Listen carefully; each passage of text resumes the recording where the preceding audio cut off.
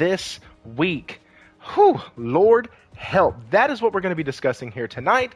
It's oh Lord, that's not a good way to start. It is Thrifty's Gaming News Podcast, affectionately called The Playground. You come here, we talk our bullcrap, we talk about gaming news, we talk about the industry, and I keep saying we because I also have my co-host here with me, Will777JP. I think there's an echo somewhere. I'm hearing myself. Okay, there we go. Will777JP, he is in the house tonight. He'll dip out here in about 10-15 minutes, come back in about 10-15 minutes after that, and then he will be here the rest of the time. If you're watching this afterwards, hit that like button, subscribe if you haven't already. I do a show every Wednesday night at 8:45 p.m. Central Standard Time. We're trying to hit the goal of 500 subs by March, and I think we can do that. So, if you're watching this afterwards, thank you. And for the next about 60 seconds, it's going to go to my co-host, Will. He'll be introducing himself, saying hi, talking about what he's playing. And Will, how the hell are you? I'm good, Thrifty, man. I'm super excited to get this conversation going tonight. Hit the like, guys. Subscribe, please. We're trying to hit that goal. Let's give Thrifty early Christmas present and maybe get that by Christmas this year. That gives us almost 2 full months. But I'm excited to be here tonight, guys. There's a lot of great topics, a lot of news, a lot of emotions going on in the gaming industry, at least the way that I see it. But I've been very satisfied with gaming, especially the last month or so. Right now, I am currently playing RoboCop, Rogue City.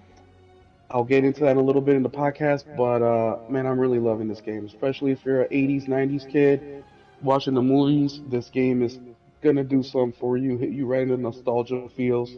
I've also been playing um, Alan Wake 2. I have been dipping into Death Stranding a little bit. I actually re-downloaded Returnal last night, and I've been playing Dredge, which is a great indie title, which I'll speak on a little bit as well later on the podcast. And the probably a very divisive game, especially between the Xbox, is Quantum Error. Yes, I bought the game. I pre-ordered it the day before. You get 2 day early access, which I think the official release date is tomorrow.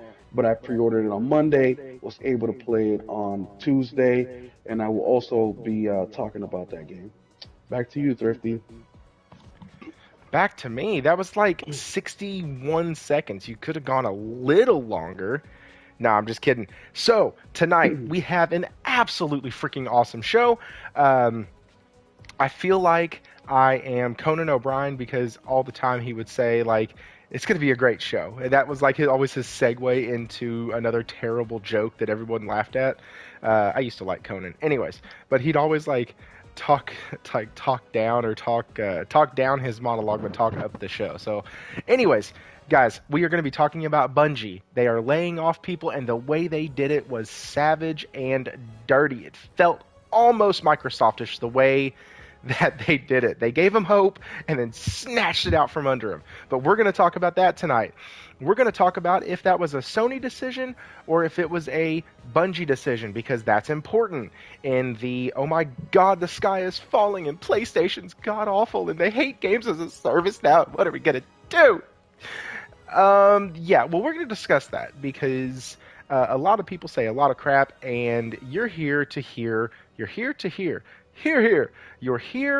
hear what we have to say, and so we will be diving into that. We will also be diving into Xbox restructuring, and my God Almighty, you know what? I'm going to save that, but we're going to get absolutely into that topic. I don't have pancakes here for y'all, so I'm not as good as Phil Spencer, but you know what? What we do have is an awesome merry-go-round. You can catch it on the last thumbnail. Has the games of the year on it.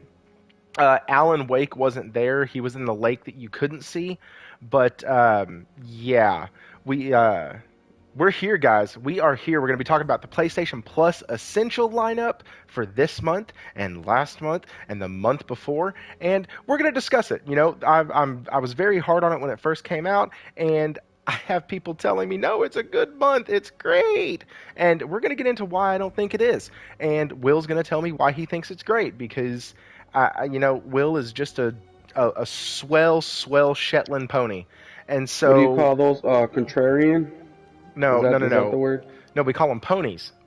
We call them, you got a Sony tramp stamp on your back, bro. I know it. Well, in Okay. today's world, the tramp stamp goes, if you're a woman, it goes right under your boobs, and if you're a dude, forearm, upper shoulder. That's right. Sorry. I had to think about for a second, why would it And be on I'm the overweight, shoulder? so I definitely have boobs. So my tramp stamp is under my boobs. I got PlayStation on the right boob, all the way to a little bit, over the center to the left, and then finishing it off with the five, Oh, to the left man. boob. Man. But if you guys Jim. want more of that, my OnlyFans is coming soon. Hey, man, with the economy, we all need to start an OnlyFans. Like, Hey, 25 cents a month starting, man. With this economy, I know I can get a lot of subscriber at that price. you know, I always told myself that if I started stripping, they'd just throw quarters at me. But hey, if they're digital, that doesn't hurt near as bad. No, All right. sir. Guys, seriously though, hit that like button. Let's get talking. All right. So, also share this thing out because I want this everywhere. I'd like to get a few Xbots in here. I know that one of my buddies is also doing a podcast right now, so I understand if a lot of y'all catch this afterwards. To be fair, his soundboard is second to none in the way he operates that thing, and that's Jez over at the Grindhouse. And yeah, if you're here, oh hey, what's up, Byron? Yeah, my bad. Byron Thrifty, I think 2024 is going to be the year of PlayStation Pro. I think the next 4 months are going to be the next quarter of. I don't see PlayStation letting up, but we're gonna do the thing on that, and we will be there momentarily because I am still sending this out to my Discord, guys. The channel has a Discord. It's really fun. All we do is talk about gaming. That's it. We literally, and we disagree almost every day, which is really funny because people think that just because we're like PlayStation centric at the channel, that like all of us just agree and we like kumbaya and circle jerk each other. And no, we actually argue all day about stupid shit. Dude, Uh, today was pretty bad how we were attacking each other. Man, we're going at Thrifty for being a square cent. We're going at Nelson for not having taste in games. I mean, we were just going at each other. Where I was like, I had to put a little heart emoji. I'm like, look, I still love you guys, because we're all at work. We're all trying to handle our business, and we're just getting attacked from our buddies. But hey, that's the fun in it, right? If we all agreed with each other and we all circle jerk each other, like, okay, yes, that's pleasing, but there's no fun after the fact. Post nut clarity is a bitch. So then when we're done, we're like, wait a minute, we didn't gain anything from that. We didn't push anything from that. We're not pushing the conversation, the medium forward. And hopefully that's one of the things I would like to accomplish in this podcast weekly is for us to come up with ideas and share with each other and learn some new things from each other. I mean, I've learned so much from Thrifty, especially when it comes with JRPGs and his fiction of what is it? What's the word? I want to say addiction, but um, Fixation? his his fixation with Square Enix. I've Oh definitely no, no, learned nah, things bro, nah, bro. that That's that I never full. thought That's of. full on head over heels in love with. Like, I want them to have my babies. Like Yes, we they know this. We know this. You're going raw with Square Enix. listen, they've taken enough money from me. I should get to say something. Like, Yeah. uh, Oh, but I did want to say some, Byron. I think 2024 is going to be a PlayStation year. Please comment that later. Just whenever you feel is right. Please remind me of that because I got something to say and I don't want to say it in the introduction because I want people to come in and hear it. But please, Byron, say that again later on in the podcast, whether it's in 30 minutes or an hour from now. But please bring that up again. all right. So Let's dive in. Like I said, guys, if you can, I know a couple of y'all already did because I follow y'all. If y'all can share this out to your socials, that'd be awesome. My youngest son just popped his head around the corner and I thought he was asleep. Whoops. So, anyways, sorry guys, if you're an older gamer like and you have kids, all bets are off. Like you can only lock so many doors and tell them to get in bed so many times. And so, anyways, let's dive in. Here's the first article because y'all know I love using articles because I don't want y'all to be able to come back at me and say any bullshit. So, here we go. We're going to start with Bungie because dear God, 1,200 employees losing a roughly 100.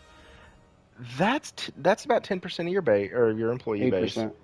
I know it's 8%. I get it. Almost 10. But here we go. It's from Eurogamer. Guys, if y'all aren't looking at Eurogamer, they have some great shit on here. Like it's the same guys who do Digital Foundry. Like I think Eurogamer owns Digital Foundry, uh, and their articles are really really good. And so, anyways, let's go. So Bungie reportedly warned employees of sharp drop in Destiny 2 popularity prior to layoffs. Update: CEO statement criticized as extent of cuts becomes clearer. Destiny fans have criticized a statement from Bungie's boss Pete Parsons describing the loss of around 100 employees as a sad day. What a dick. As more details on the impact of the studio's layoffs come to light. Parsons' tweet has been called out as tone deaf. Your senior social lead probably would have recommended against this post, which he would have known had you had not let him go, wrote Alex Frostworth, Respawn's global social media lead on Apex Legends. Ouch! Pity. Mmm. Damn it, man. Okay, as an IGN report last night stated that Bungie had taken responsibility for the layoff rather than them being part of a wider Sony directive to cut costs. Okay, so put that one in the back of your head. Dwindling numbers of people playing Destiny 2 was blamed, alongside disappointing pre-order numbers for their next year's climatic expansion, The Final Shape. In an internal meeting, Parsons reportedly told staff that Bungie had kept the right people, able to turn its fortunes around, despite cuts to its community, engineering, recruitment, legal, audio, Q&A, IT, and creative teams. As reported earlier this week, it appears acclaimed Destiny composer Michael Salvatore is no longer working on the franchise. All right. So it does go on. There's an email attached. Y'all can go look at the article yourself. But basically, before all of this happened, when he announced in that shareholder meeting that, hey, uh, or not the shareholder meeting, the company meeting, like, guys, listen, it's getting rough. We're gonna weather the storm. We're gonna come together. Blah blah blah. And it really pushed his employees to try harder. That's what happens when you get the rah commanding speech. Hey guys, our numbers are down right now. Shit, Will, you know this. You get that commanding speech, right? That guys, our numbers are down, but hey, listen, it's just a bad season. We can pull through this if we just buckle down and come together and try and get. We will get through this together. Like, hello, and then yeah, you're fired. Not only are you fired, but you're fired a day before the end of the month, which means your health benefits run out at the end of the month. It Because it. won't. They have 3 months. I'm sorry. No, no, no. Go ahead. Go ahead. Did I get that fact wrong? Yes. So basically, so something, and this is, and look, I have a whole spiel for this situation, which I will get back to in about 10 minutes. But just to give you a little bit quick of why I have a spiel about this. One, no, they're not just being hung out, you know, to the wolves. They're getting 3 months of pay. They're getting 3 months of benefits. Now, the one thing they're not getting is their stock option in the company, which Yes. is pretty normal. That happens just about anywhere. Sometimes they buy you out. Sometimes they give you a percentage of what the stock is worth, et cetera, et cetera. So there's usually options, which is probably what will happen with these 100 employees.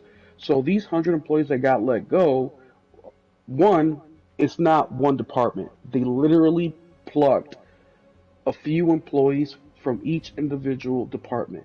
Secondly, it wasn't by tenure. Now, a few weeks ago on the podcast, when I said that when people are about to get laid off, a company normally doesn't go through a list and say, okay, Thrifty, he's this. Okay, he's been with the company for X amount of time. We really like Thrifty. Okay, let's skip over him.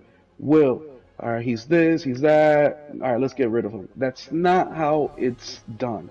Usually, it's just done in bulks. Doesn't matter how long you've been with the company, what you've done. They just more than likely will look at what they're paying you and they go based on that. The I'm not saying all the time, but this is what normally happens. The only real time they look at names in specific and trying to figure out, okay, let's really figure out the details on these employees is when it's leadership. When it has to be one of them or in management, now you'll start to see what they've done in the past, their history, all the little infractions they've done to the company, and they really try to get every little detail so they can justify the firing or the laying off of that person. So that's when you really see the getting into the details. The reason I bring this up is because a lot of people don't know that. A lot of people will think, well, I'm going to go to work every single day on time. And look, yes, that stuff is not going to hurt you, but it doesn't help you as much as you think it does, especially when you come to mass layoffs. Now, one of the big names, geez, I can't believe I forget his name, but he is one of the lead audio guys. I mean, he's helped with creating Halo's Yeah. theme song. Basically, this guy never misses. He's been with the company for over 25 years.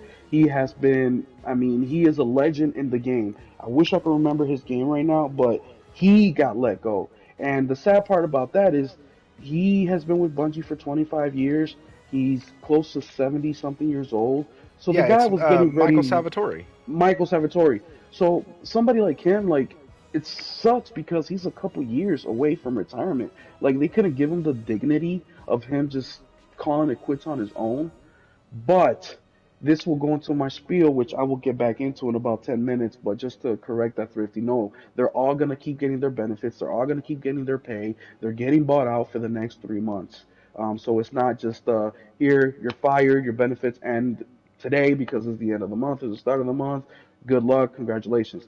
So when people are giving the CEO shit because of his statement today, like, hey, these are good people, I would, please, I would vouch for every single one, it actually comes from a good place. It's not a malicious place. It's not like Microsoft where they lay off 10,000 people and then they'll say, some bullshit statement, which they didn't even say a statement. No, this is when we are looking at this layoff, it's much, this layoff to me means that it was a hard decision made, hard enough where the CEO actually comes out and vouches for every single one of these employees. He just didn't say certain names, vouched. Now, you don't see that.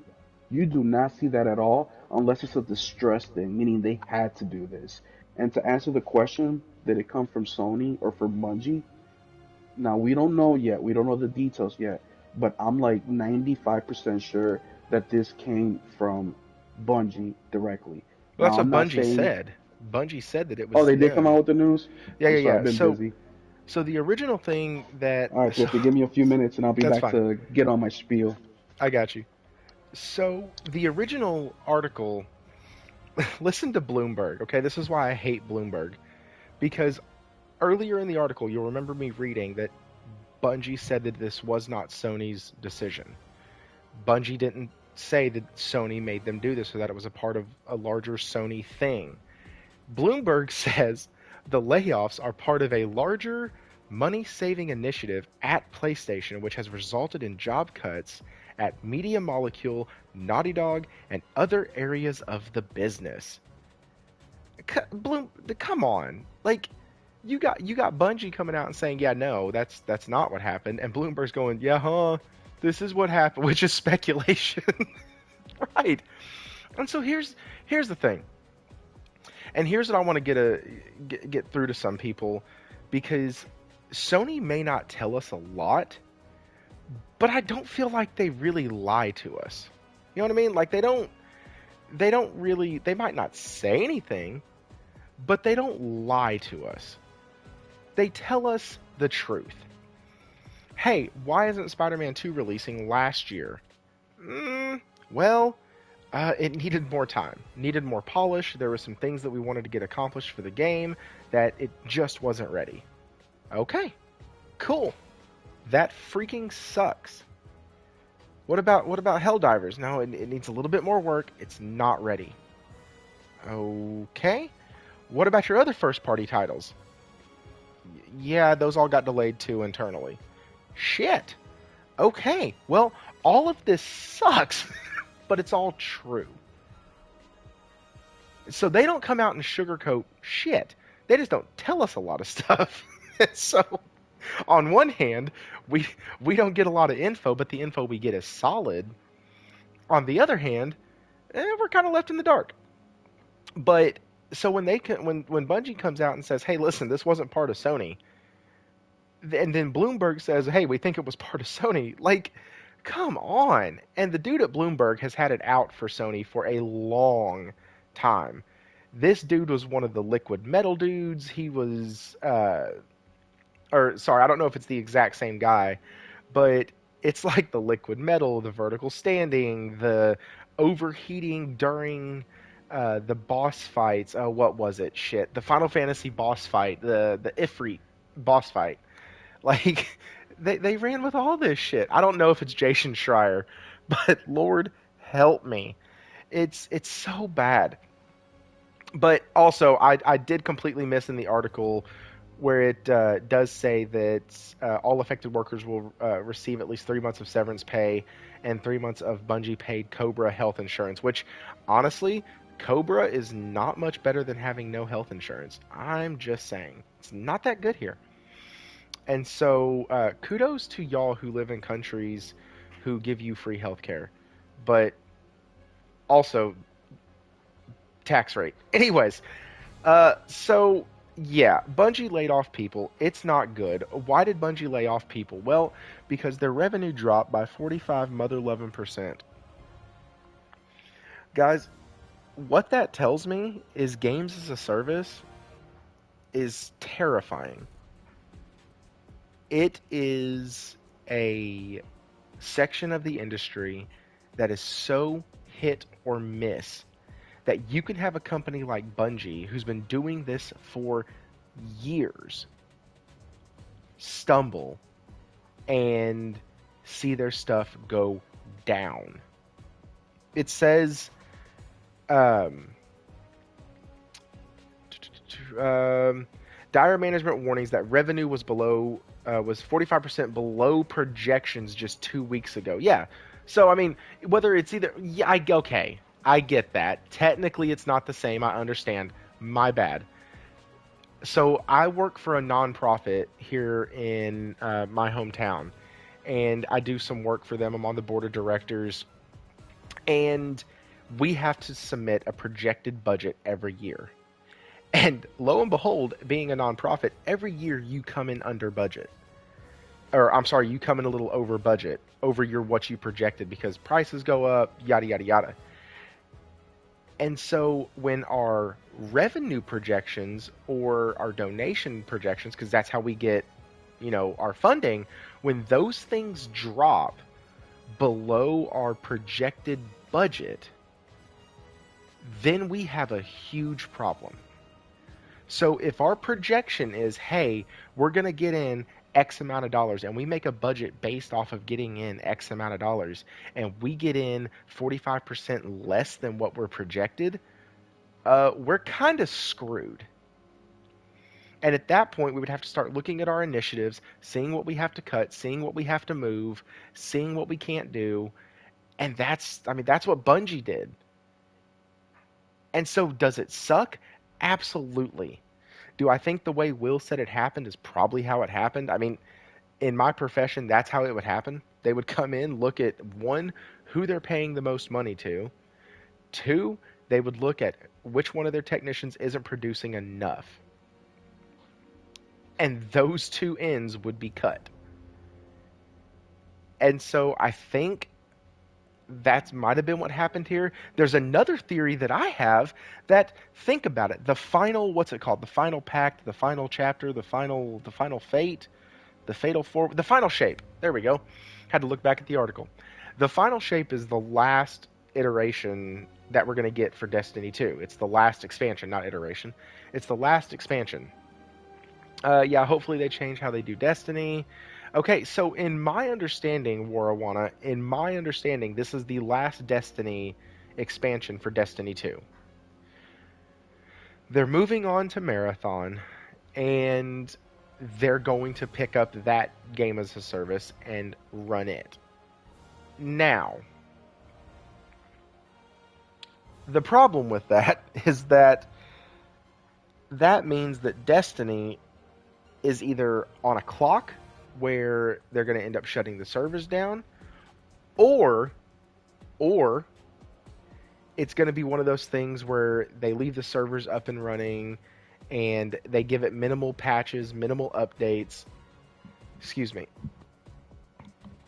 And with those minimal patches and minimal updates, it turns into a 7-8 year old mobile game. If any of y'all have ever played a mobile game for a long period of time, you know that while the game is popular and gaining traction, they're releasing updates, new content, and stuff like that. And then after a while, that game goes to the back burner, and then they continue with it. They leave the servers open and all that, and they give you little bug fixes here and there, but it's nothing major. And I think that's the route that Destiny's going to go. It's going to go the route of, hey, this is Destiny. This is Destiny. This is what you get. And that's it. They'll leave it up with a skeleton crew. Yeah, exactly. And so we don't know what their projections are for Marathon. I'm guessing they're hoping it's going to hit the ground running. No pun intended. But they don't know that, and we've seen so many GAAS titles come and go at a very fast rate. Remember Babylon's Fall? That thing came out, and they shut it down in 2 months. Remember Marvel's Avengers? That thing came out, and it flopped so hard. Part of that was timing. Part of that was Square Enix just absolutely fumbling. But like, these games came out and just died. There were a couple other little like kid type titles. I think Nickelodeon had one, or Disney. One of them had one, and they just died. Yeah, right. So the interest that the trailer got, sure. Like, Marathon is an old IP. It's going to go on PC. PC has just as big or bigger nostalgia heartstrings than your console players do. I'm telling y'all. Like, they play games from the early 90s still today just for fun. And they absolutely love those things. So there is a chance that it hits the ground running. But if they fired a lot of people who were lead designs and lead this and lead that for Destiny, there is a line of thought that, hey, we don't need these people going over into Marathon or going over into the new IP that we're developing for Sony. Like, there is that possibility. But the other possibility is that Bungie is a dumpster fire and they're having to cut employees because revenue isn't what they projected. And both of those could be an option. The main people probably already moved on to Marathon. Right. And I think that's what they're saying. Like, or that's what I'm saying. The main people probably are already done. They're already over at Marathon. They're already doing all that. And Destiny 2 is about to ride off in the sunset, which is okay, guys. The game has been out for a while. It's okay. And we shouldn't act like the sky is falling because of this. Now, does it look good? No. Y'all know me. I'm a pessimist through and through. Like, and I think Jez said it. Like, how are we going to sit here and talk about this being the worst thing that could happen for Sony while we're playing the best game of the generation so far? Like, we're platinuming Spider-Man 2 at an alarming rate. Does Sony care about perception? Not even a little bit. Yeah, man, we need a break from Destiny. It's right. Like, and does Sony care about perception? Bro, they only halfway care about us. Like, let's just be honest. But they do care about delivering us good games. And that's important. I don't care if they're making games to say that they're the best in the industry, or if they're making games because they want to please us, or they're making games because they know that our dumbasses will buy anything that they put out if they continue with the same quality that we've been given. Like, there's a lot of things that they could be thinking. But do I think they care about how people feel about them? Absolutely not. I think they care about making money, and so that in turn makes it look like they care about us. Because they know if they give us high quality games, we will purchase them and we will make sure they get their money. And so Bungie doing Final Shape and it being the last iteration in this, damn it, why do I keep saying that? The last expansion for Destiny. What's up, Will? I'll let you do your spiel here in a second. I hear you're back. Um, so the last expansion is Final Shape. They release 100 employees. Installment. There we go. That's a better word. The last installment is Final Shape, and they're releasing 100 employees who were vital to the creation and building and ongoing of Destiny 2. Who said they were vital? One of them was the main composer who's worked on every Destiny title, developed the theme for Halo. Like, he's been there a minute.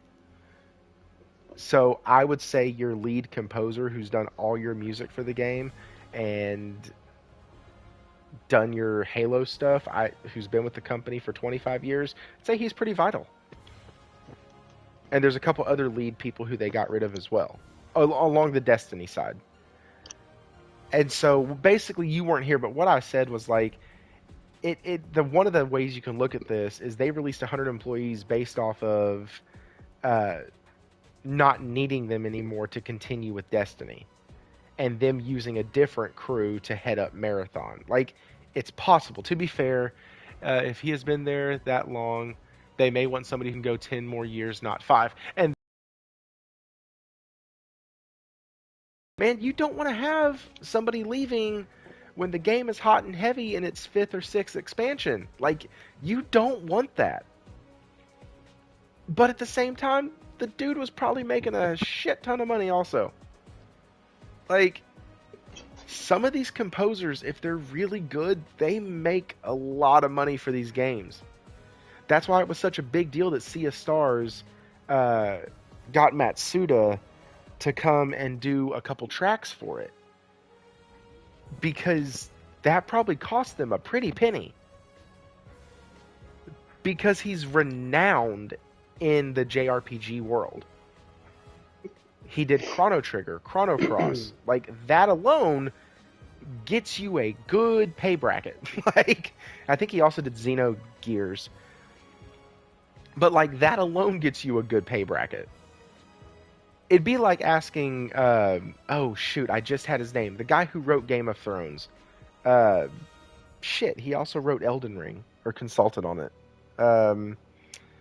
Help me. Dear God, help me. Josh, producer Josh, I need your help. R.R. Martin, thank you. It's like R.R. Martin. That dude commands a pretty penny. Why? Because he's wrote a shit ton of stuff that has sold a lot of and made a lot of money. Like, so he commands a hefty price tag. And so, anyways, Will, what are your thoughts on this? Like, what do you think's going on? I'm gonna tell you exactly what I think is. And look, this is just my opinion, guys. I might be 100% wrong, but I really don't think I'm No, 100% hell wrong. no. This is facts on the playground. You've Yes, heard it here. you heard it This is here. what Will says, and gosh dang it, this is what he means. All right, go And ahead. look, and this is something that is consistent with me. All right, I really don't like the bullshit. I don't like the fluff. I don't. I'm a pretty black and white person. I'm not saying everything is black and white, of course, but like, I don't care about feelings. I don't care about offending anybody. I don't care about none of that shit. Let me start back from the beginning a little bit here.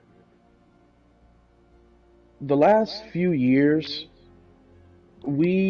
not we as in us, but we as in the industry, a lot of us has been just complaining, and a little bit of that is good. And we've been complaining a lot about what do you call that? When they're trying to get something done and they're going really fast and they're doing it for long hours. Um, Uh, shit. Overwork? No, it's overworking, but yes, it's crunch, overworking. crunch. Crunch, exactly. Yeah. The industry has been talking about crunch for the last few years heavy, right? It's not fair. These people need lives. Blah blah blah blah blah blah blah. And I always say the same shit. I'll say it now publicly, which I've said it publicly before, but we're here on a podcast. And that is, what about the school teacher who has to crunch during report cards? Or what about the HVAC guy who has to crunch during the summer months and it's burning up and they got to work extra hours, to get people's AC going? Or in the winter, the heater. Or the car sales guy who has to crunch the last week of the month to get those sales in before the month ends or the quarter ends or the fiscal year. Or, just every single job has crunch. But all of a sudden, when they do it in the gaming industry, it's a problem. I saw a tweet yesterday or the day before in regards to exactly Chick-fil-A workers crunch every lunch hour, every dinner rush, McDonald's. But I saw with a a tweet with a yesterday smile on their face and a with a my smile on their pleasure. face. The tweet was something like, "These people are gonna lose their house, their homes, and all this shit." And I'm thinking, if in a month or two you lose your house because you lost your job, that's a you problem. Especially if you've been working at a place for 5 years, 6, 10, 15, 20 years. You didn't save up enough money for emergencies?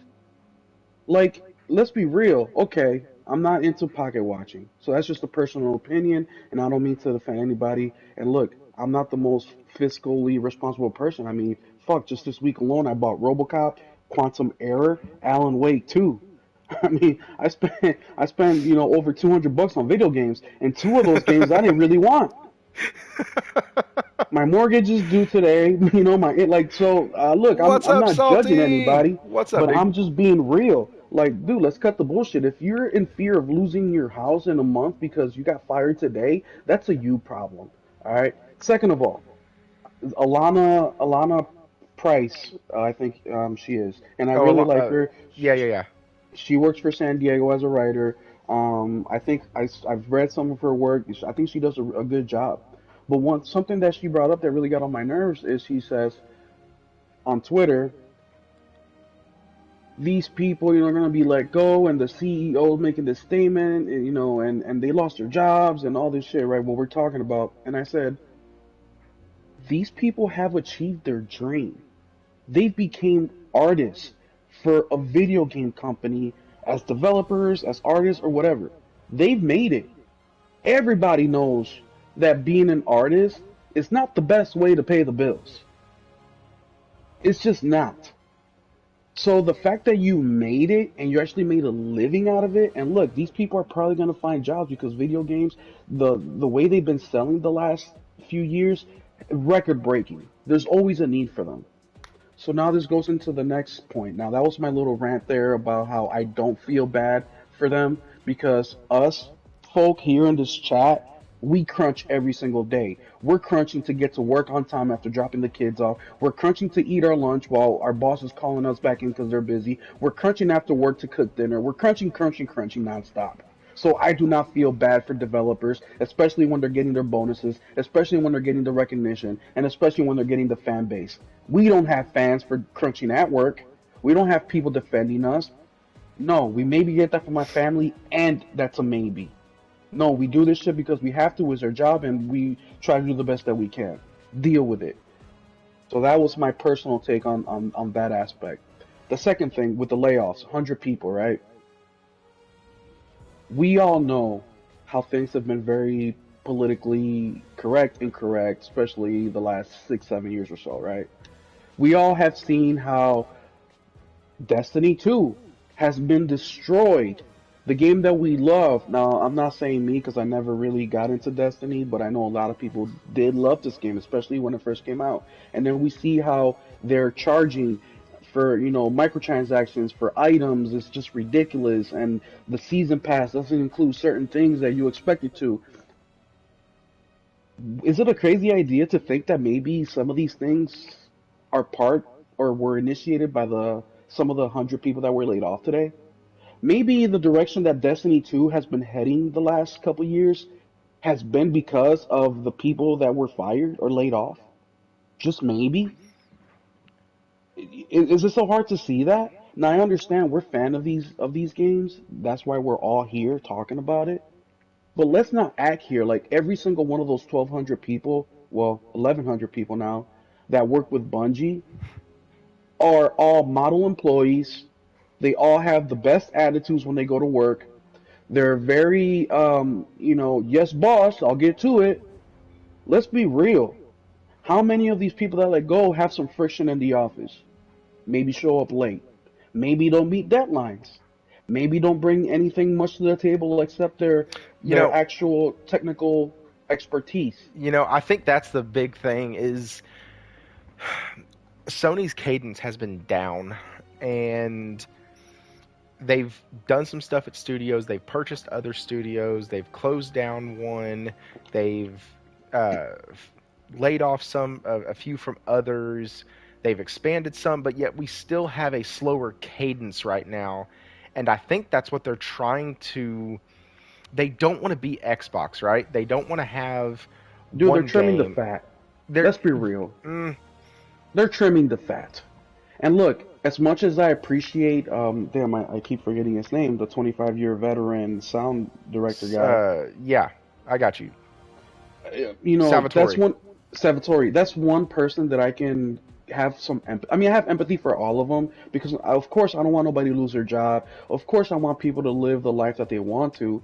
But look, we're all adults. We all take risk every day. And being in the art industry, which is the video game industry, is a art industry as much as it is a technical industry. There's risk in everything, man. Look, I might go to work tomorrow. I might get the phone call that I'm laid off or get fired or that I have to make that call, which I just did last week. I had to lay off or, suspend a couple people, key people. Like I didn't want to, but that was the only choice I had. And it was because of things they did themselves. And it's very rare besides economical downturn where a company's just going to say, you know what, we want to pad our pockets even more, so we're going to let go of a 25-year veteran who's had nothing but hits after hits after hits his whole career. No, there's something a little bit behind that. And all I want to say with this little spiel that I'm saying is, yes, of course we're going to feel bad for these people because they're still people at the end of the day. But let's not act like these people are perfect saints who deserve their job because we don't know if they do. We just But at the don't. same time, we don't know if they don't. So, like, But we do know that Destiny 2 has been sucking ass. We do know that. And we that's do true. know that they're part of the game. And if the CEO says that the people that we kept are the ones that are going to help us get through this, why are we the ones second guessing that? And that's a problem that I have with everybody on Twitter and everybody on social media trying to act like these people are saints. And look, just like how we don't know that they're not saints, we don't see very much of what I'm saying. What I'm saying right now that yeah, these people may not be saints. There's nothing of that, but we see the complete opposite where people are defending them, people are going after the CEO, people are going after the leadership. And look, let me be the first one to admit this is a leadership problem. 100%, because they're the ones that make the calls at the end of the day. They're the ones that greenlight things. They're the ones that say yes. They're the ones. So the blame goes to the leadership 100%. But let's not act like we are not adults going to work every single day. And look, everything is a competition. Everything is, especially So at with work. that though, so with it being a leadership thing, and I'm going to hop in here real quick. People people need to understand that it may have been Sony who greenlit it, but PlayStation Studios, okay? PlayStation Studios didn't purchase Bungie. So No, Sony Bungie did. is not a PlayStation studio, okay? It is sort of, but it's not a PlayStation studio. It's not an Insomniac. It's not a Naughty Dog. It's not a Santa Monica. It's not a Sucker Punch. It is a Sony-owned company that makes games, and so Sony very well could have greenlit this. They probably had to greenlight this. Like it's it's PS adjacent. That's right. That's right. It's PS adjacent. I don't know why that line always makes things funny to me. It's not pizza. It's pizza adjacent. But anyways, um, but it is. It's PlayStation adjacent. So you have Bungie that's like, okay, Destiny 2 is falling off. Now, I was listening to Lona this morning. I was in and out because I was at a client's house. But one of the things I caught him say was that I'm sorry to cut you off, but I really have Destiny. to say this. Centrivest Gaming, you hit it right on the nail. I didn't want to say Centrivus that, but you're exactly right on that. and How do constantly we Bungie. not know that Yeah. these people that got laid off are the problem? That they're the ones that are pushing the shit that gamers don't want. And that's all I'm trying to say. And one last thing I'll say before I let you get back. I'm sorry, Thrifty, you had 30 minutes before I came back. Is yes, we laid off 100, or Bungie laid off 100 people. Okay, well, what about next year or the year after that when they have to hire 300 because now they're making a live action TV show, or they're making a movie, or they're expanding their, that's one of the reasons we saw in their statement of why Bungie decided to go with PlayStation, because they want to expand more than just gaming. They want to go into other markets, right? So what are they going to say then? Then you're going to see, which I hope, that the investment of cutting the fat, slimming the fat down of 100 people gives. Look, sometimes you got to chop off the arm to save the body, man. And there's nothing wrong with that. And what I tell people all the time is they are still just a company. I do not understand why we think that because they make a game that we like or content that we like for a company we adore, that they're going to just disregard everything that happens in business to not hurt feelings or save somebody's, financial future. Like that just makes no sense. It just blows my mind how we throw logic out the window when it comes to layoffs, when it comes to, what's happening right now with Bungie. Now Microsoft is a completely different thing because we're talking 10, 15,000 people. That's a small city. You know what I'm saying? That's just incompetence. 100 people can be easily explained. 100 people picked from different departments can be easily explained. Well, right, and I'm not saying it can't, and I think you and I have both given several reasons as to why, and you articulated yours very well. The chat was loving that shit. And but like yeah, we don't have to sit and I think a lot of times here's what we do. And it's one of the things that annoys me and I try not to do it as much, but we apply human emotion and human like attributes to companies, and that does get annoying, and I try not to do it. I try to attack the person that I'm actually attacking within the company, or I'll use an analogy of children to explain kind of the way a company might be coming off. But I really try not to say, "Oh, they're crying, they're this, they're crying. Oh, they're crying, they're babies, they're." No, I try to actually give valid reason as to why I may think they're acting like a child, but saying they're acting like a child in a corporate setting is just not a fair assessment of any company. They're acting Which in they the best sometimes do. interest of their shareholders, They sometimes and do act like children. they they sometimes Big, do. big fat bald babies. They sometimes do. Big fat bald ones. But that's more of when we're kind of in the playground mode. But like right now when you're talking about layoffs and things like that, like Bungie has made, and somebody in the chat uh, had said, I think it was Hero, I don't like Bungie's philosophy. Wait, he said, I hope Bungie's reported power over PS Studios is removed soon. And so here's the thing, they have done really. Let's not take it away from them, okay? They they did Halo, one of the most influential, or probably the most influential game in multiplayer shooters, especially at the time that it was released. They've done Destiny, which was a successful multiplayer game as a service. And then they've done Destiny 2, which was a successful multiplayer game as a service. The reason I know it's successful is because they're not going bankrupt. They released 100 employees out of 1,200 employees. So they're not going bankrupt. The game is still producing money and still producing revenue and still producing profit. But they are 45% under I didn't say it was expectations. good. I'm just And saying. also, and something I want to make clear, guys. Something I really want to make clear. Fuck them. All right? Fuck Yes. them. Yes. Best make it. The best are the ones that survive. And guess what? If Bungie is a two hitter quitter, then that's just what the fuck is gonna happen. And sorry for the the foul language here, but that's just how it is in the real world. And You're that's not either where the I thought you best were or going you're with not. that. Here's the You deal. either you make it or you don't. And guess what? They're not making it. They're going downhill. Now their experience is extremely valuable, and I think that's one of the best things that Bungie has to offer. But look, I never got into Destiny. It always felt like a Halo knockoff to me. It's always, look, what Bungie needs to do is come out with a single fucking player game. I bet you they will kill it. Focus on that shit. Get back to the basics. Stop trying to fucking save what you have. Well, now Keep what wait a you second, have because they're going. not a single player studio though, and No, I know they're they not, haven't been. but they So that would were. be like, but that's like telling Arcane to make a multiplayer.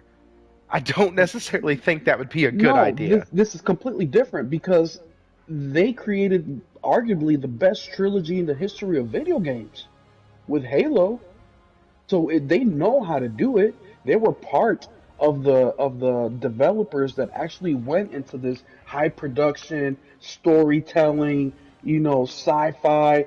Like they were part of the innovation of this whole fucking thing that we're now PlayStation fanboys of.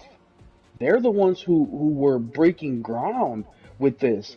So when somebody says that they're not a single player company, they may not be right now, but they were, and they were for many, many years. It wasn't until they broke off that they created Destiny that the second half of their history was formed with multiplayer. But even Destiny, if you play Destiny, it still has single player elements. I mean, that's one of the things that people are pissed off about Destiny about is that the PvP is basically non-existent, which is one of the core things they need for this game to be successful.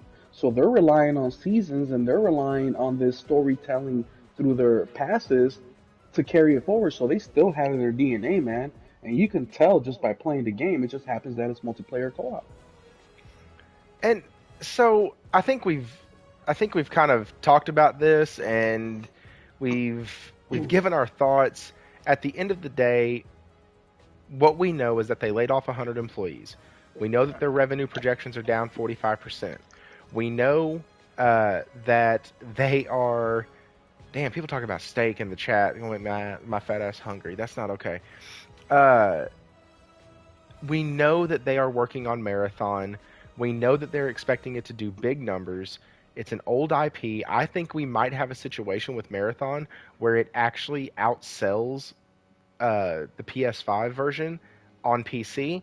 I think we're gonna get that. I just have a sneaky suspicion that PC is going to absolutely make that game explode, and we'll have to see what happens.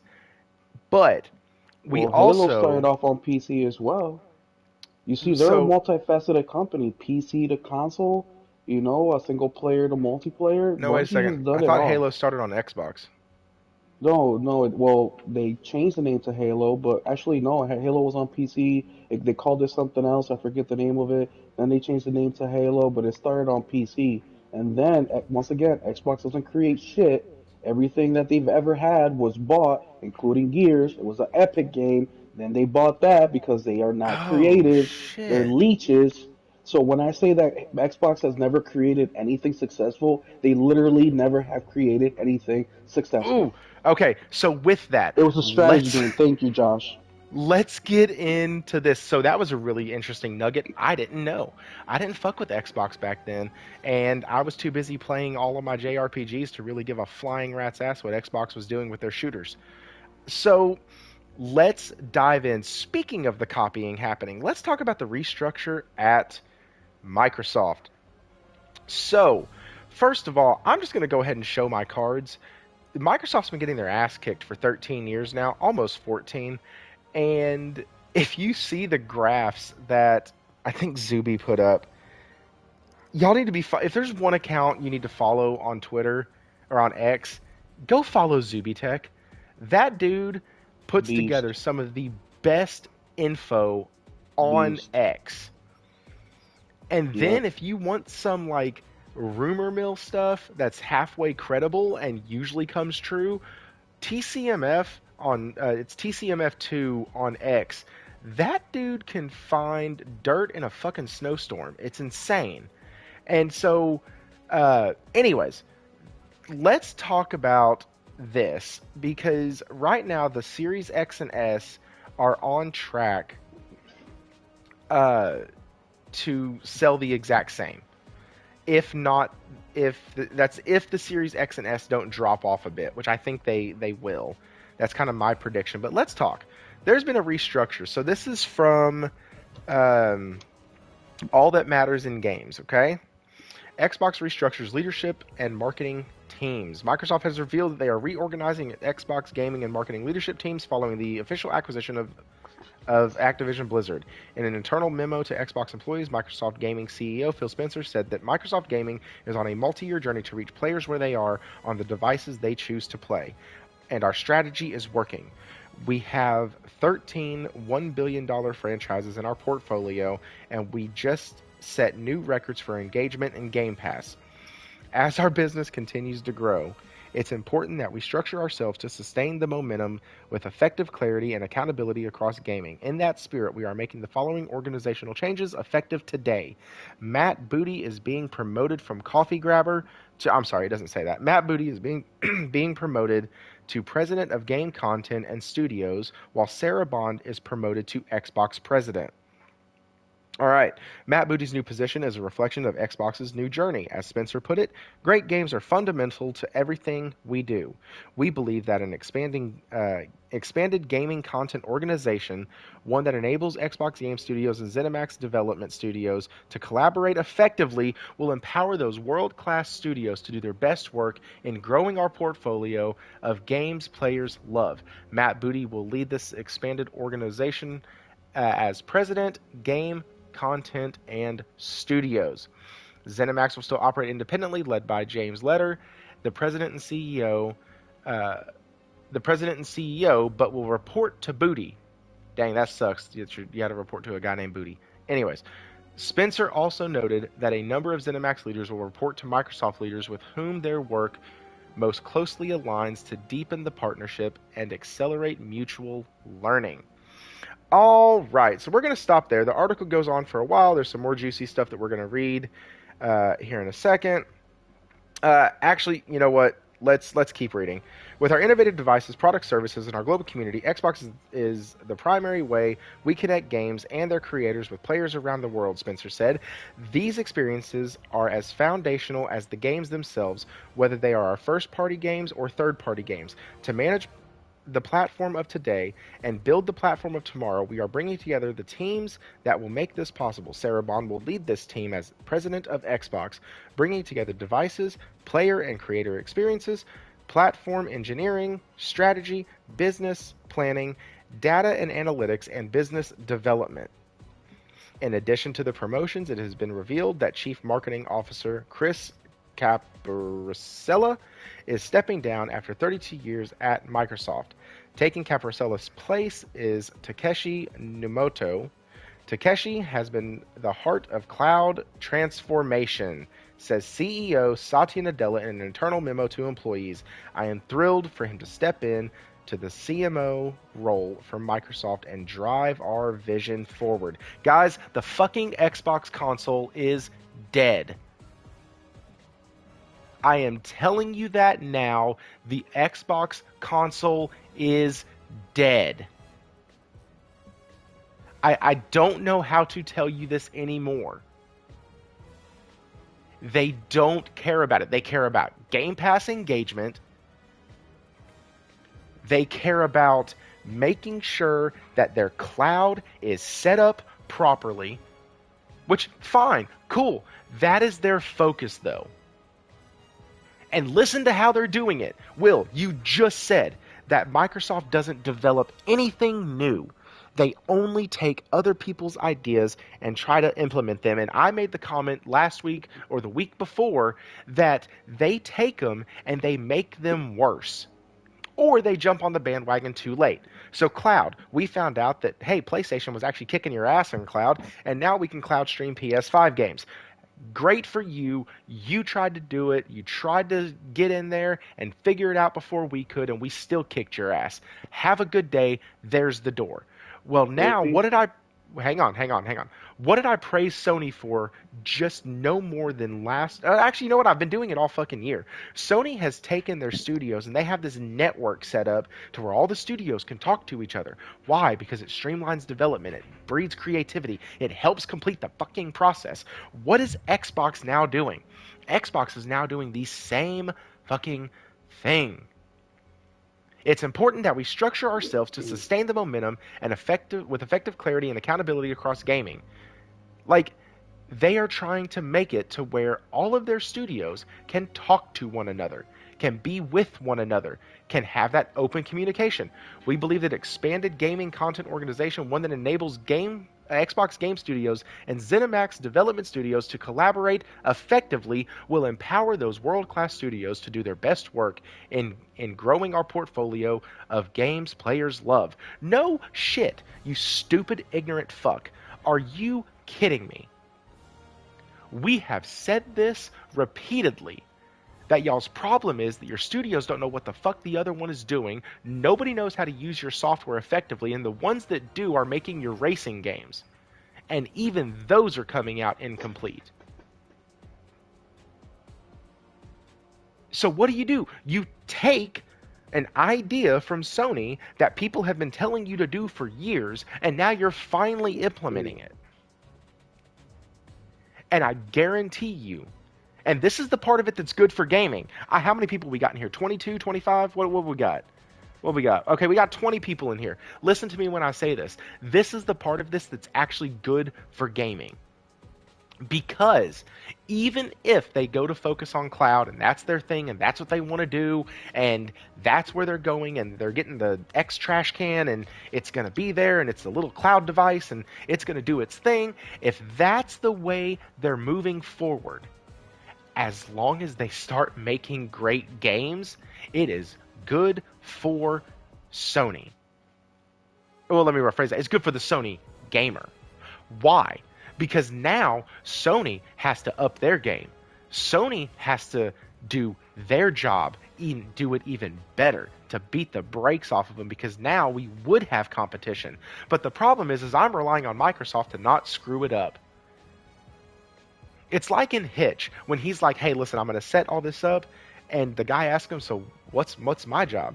And he goes, your job is to not mess it up. Like, that's... Microsoft has one job right now, and Phil Spencer has one job. Don't fuck it up. That's his job. And what we've seen so far is that he's great at making pancakes and doing rooftop parties, but he is really terrible at not screwing it up. And Will, I'll let you jump in. What you got? This may sound brash, but Microsoft Xbox is never going to succeed. They're never going to succeed. No matter how much they communicate with each other, no matter how many IPs they buy, no matter even if they get a spark or a lightning strike of creativity and create their own shit, they're never going to succeed. And I'm going to tell you why. And this is not coming from my thoughts or my opinion. This is coming from fact. And I'm going to give you a reference of where you can check my information. 2 years ago, 3 years ago, 2020, Xbox released a documentary, or Microsoft, no Xbox, released a documentary on YouTube for the Xbox 20-year anniversary. And there, you're going to have the people that were actually part of creating the first Xbox console. Before I get to that, those people that created the Xbox console were hardcore gamers. That's what they wanted to do. They wanted to get into the gaming market. So they came up with this idea by taking people from different departments in Microsoft. Some worked in Windows, some worked in the programming, whatever, and they all kind of did this backroom plan to create this beautiful console that it was back in the day. And then as the console came out, and then the 360 came out, at that point you had maybe half of the people that created that first console part of the 360. And what did we get? A banger of a console. Banger. I mean, Xbox 360 was so good for gaming at the time. They put gaming on their back at that time, actually. Because with the PS3 fuckery, I'm glad Xbox was there. By the time the 360 ended, those people that it started the console section of Microsoft were no longer there. Now, the reason I say that they are never going to succeed no matter what they do is because of the way that this whole thing got started. Now, yes, you have those people, those beautiful developers and engineers and gamers that created the console, right? How did they get the green light? No matter how passionate they was, of course they didn't have the money, they didn't have the technology, they didn't have nothing but ideas and ambition to create this console. They had to get the green light. So what they do, they come up with a plan, they go to Bill Gates. The only reason Bill Gates gave the go ahead to create this console was because he saw the success of PlayStation and Nintendo, but mainly PlayStation, because PlayStation you can play you can play DVDs, you can play CDs. It was a home entertainment system. The only reason he greenlit this, and once again, this is in that documentary on YouTube by Xbox for the 20th anniversary. The only reason he greenlit this was because he thought that if they can get the same numbers as Sony as far as having consoles in every home and expanding it, they would be able to have Microsoft Windows on the console. His green lighting of the console wasn't for gaming. He just saw it as an opportunity to expand their current business of software in the PC market. He said, well, why are we going to have people buy these PCs, which are terribly expensive, especially in the late 90s, early 2000s, where a PC will cost you $1,500, $1,000, $900, $700, and then you buy our software for 20, 30, 40 bucks, which remember, guys, $1,000 in 2000 was like, what is it, 15, 16, almost 2 grand in today's money, almost double. So it was a big investment. Why do we do that when we can just have a $200 console or $300 PC that doesn't do none of the PC shit, but we can get our $20, $30, $40 software in there?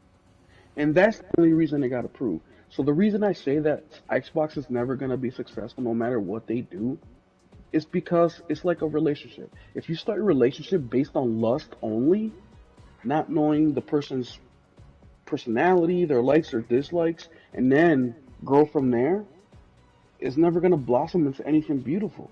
Just like Xbox. They started off in the wrong foot, and they kept it going. And the only reason the Xbox, the first one, and the 360 were as successful as they were was because they still had gamers in control of that department. And yes, they received the benefits of the financial aspect and um, the name of it. Microsoft got expanded into reaches that they never achieved before. But their main goal was just Microsoft Windows. That's why I say they will never be successful. It came from their own mouths. So there's nothing Well, they can do, guys. It's never gonna reach. And another thing too, people want to act like Xbox is new to the game. No, dude. They're like 7, 8 years apart from Sony. They've had the playbook in front of them this whole freaking time. And instead of follow the leader, that's what they're best at, right? They copy people. The one thing they had to copy, they didn't, which is Sony's footsteps. Sony, even with their fuck ups with the PS3, even with all the shit they messed up, which is a great learning opportunity for Xbox, Xbox did not copy the one thing they needed to copy. That's why, in the situation they're in now, these promotions with Bond and Booty doesn't mean anything. As a matter of dude, fact, it doesn't all it make any means is fucking more of the sense. same shit. It's Right. more of the same shit. That was one of the things I had wrote down to talk about tonight on this was why. Okay, so for 13 years you've been getting your ass handed to you on a silver platter. And you're going to promote people who were a part of that? Like that Makes no sense. that's like having a losing football team for 3 years. You constantly end up second in your division, and instead of firing the head coach and the assistant, you promote the assistant to head coach and you promote the head coach to GM. Like, what in the actual fuck are we doing here? Like, it's not it's not going to work the way they think. But I will say this. I do think that Xbox is telling us everything we need to know. They are switching to cloud. They are abandoning the traditional console as we know it. It is going to be a cloud engine with a hard or with a SSD. That's what it's going to be. And that's you know what? If they want to do that, fine. Why? Because it's one more step to what I've been screaming since I heard that they were acquiring ABK. They are going to become a publisher who has a cloud device. And I honestly don't know if that's a good thing. Honestly, I really don't know. I mean, is it a good thing in the way that, okay, then we have another option for games, but then it's like, look at the games. The one thing that they need to do is make good games and or fuck man, buy them. Dude, there's so many creatives all over the world that are creating. I mean, for God's sake, um what's the game that I was talking about earlier? Quantum Error. Okay, yeah, this game is janky as fuck. There's some very good ideas in this game. The gameplay actually kind of sucks. I mean, it needs a lot of work. But this game was made by 4 people. 4 brothers made this damn game in 3 years, give or take. 3 years. Now, I may be wrong, it may be 4 years, but still, I think it's 3 years. In 3 years, by 4 brothers, man, who have full-time jobs, who have families, they have shit going on. And if they can do a game like this, and yes, of course, it needs that AAA polish, it needs more experience into the game to make it into an incredible game. Because I love the story, I love the concept. There's a lot of shit about this game that I like, but they could do it. And you're talking about a multi-billion company. You promote Sarah Bond, Miss T-Mobile. Like, come on, guys. Let's be real. And another thing, Timothy, before I pass it back to you, I don't mean to backtrack here, but just to go back to our first topic, um, in regards to the Bungie firing and the shakeups at PlayStation, what do you think was gonna happen? Like, let's take a look, guys. Just speaking of something we all know about.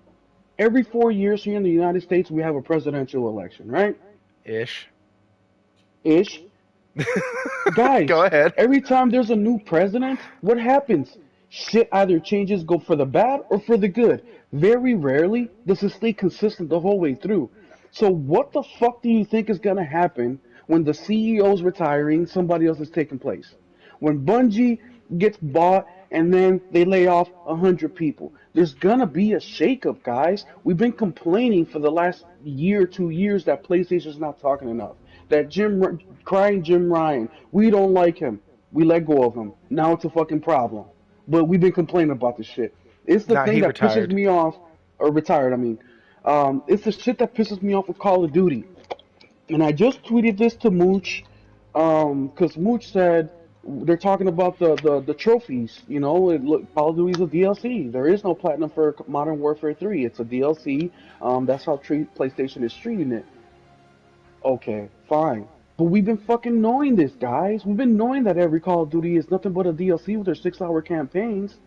But yet, like I said before in this podcast, I have 32 PlayStation friends. And please, guys, add me on PlayStation, Will777JP, at Thrifty. We're gaming all the time. Helldivers is coming out, so we need some guys to team up with us. Especially because Thrifty's dumping me for his old crew, even though he hasn't played with them in years. He wants to dump them now when Helldivers and Hasn't leave been me hanging. years. But that's cool because I got Nelson playing with me, and Yeah, Hero Nelson maybe does will play with play. you, doesn't he? Yes. Pause. Pause. But like I said a few podcasts ago, I have 32 friends. I would like more, but 16 of these fucking guys have pre-ordered Modern Warfare 3. So what the fuck is up with this shit? We're constantly shitting on this, right? But then we're supporting it. We're talking with our wallets. So it gives them the license to keep doing the fucked up shit they're doing. Hey, thanks, homie Mos. He requested to be my friend. I will accept that in a bit. But come on, guys, we need to talk with our wallet and stop pre-ordering this shit. They need to earn our money. Stop pre-ordering Call of Duty if you're the ones talking shit about it. Now, I really don't talk shit about Call of Duty because I am comfortable with paying the money just to get that campaign because I think there's no quality unlike a first-person shooter like Call of Duty for their campaigns. I don't play the multiplayer, which is the majority of the complaints, but that's a me thing. But I'm not out here trashing Call of Duty every single year. I know what it is, and I'm not going to pre-order it. I'm not going to wait till it comes out and then I purchase it. But what do you think what's going to happen with Jim retiring? What do you think what's going to happen with all these things that happen with PlayStation? It's a shakeup. So expect for things to change. Now, the problem is, will it change for the worse or for the better? And that's yet to come. And this whole gas game thing, is that a next topic, 13? The gas games? It's part of it. We can kind of bleed these into things or into the next one, but I just want to say real quick, if y'all Hey, expect, Warwana, there we go. I got another friend. Dude, I feel popular. Oh my god. Thank you guys. damn, I I only don't have think 24 Wara's friends. added me. What a jackass! No, he doesn't like you, No, dude. he doesn't He doesn't like like me. you. Later, You like Nelson. Square Enix too much. I do like Square Enix a lot. Um, so, Oh, I'm sorry, Thrifty. Let me so finish off with that real quick. So, guys, the shakeup is happening in live. We're seeing it with the Bungie layoffs. We're seeing it with the retiring of Jim, and we're probably going to see a lot more shit happening in the next few months and beyond. And then the last thing I want to say before I pass it off to Thrifty is the gas games thingy. Guys, it is very, very difficult. I mean, we know how much these games cost to develop. Another cool number that I just found out is Lord of the Fallen cost 60, I think it was 65 or 66 million dollars to produce. That's a shit ton of money, man. They went all in on that game. But just imagine them working on a gas game, investing 50, 60, 100 million, and all of a sudden saying, nope, we're going to cut it off. I don't think it's going to go like that. They might take those games and redo something with them to make something else, but it's not just going to happen overnight. And then finally is with the gas games, PlayStation, I think it's just too late to the party. The gas games was very hot, especially during COVID, and you see a lot of the industry did that. They overhired during COVID. They thought it was going to last forever. They invested way too much in gas games because they were producing a lot because people were at home. And now that we're back to our normal lives and our normal routine, there, when you are invested in a gas game, you are invested. You're playing that game 90% of the time. You cannot compete with you're competing with yourself at that point because now you're saying, okay, do you want to play Spider-Man or do you want to play, whatever, I don't know, Marathon, just as an example, or look, even better, Destiny 2, So so, here's the deal. If I would have got in on Destiny 2 early on, I probably would have enjoyed it and would have been one of those games that I played in between big releases. So, but here's the yes. reason why. Here's what happened. I came in right after Witch Queen? Was that one of theirs? Anyways, I came in right after. And that game, once I got through the intro, like all the menus like open up on the landing page, and I was totally overwhelmed right from the start, and I shut the dang thing off because there was just too much shit to do. And I was like, I don't have the time to commit to this game. So yeah, Witch Queen. Uh, I don't play games as a service that have been out for a long time because there's so much stuff to try to catch up on.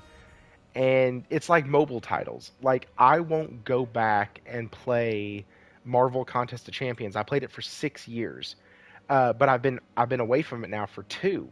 I can't go back into that game and be competitive with all of my buddies who I used to play with who still play. I just can't. It's impossible. But it's the same thing with Final Fantasy 14. I came in. Shoot, I tried to come into it last year, and it was just overwhelming, man. There's too much crap to do.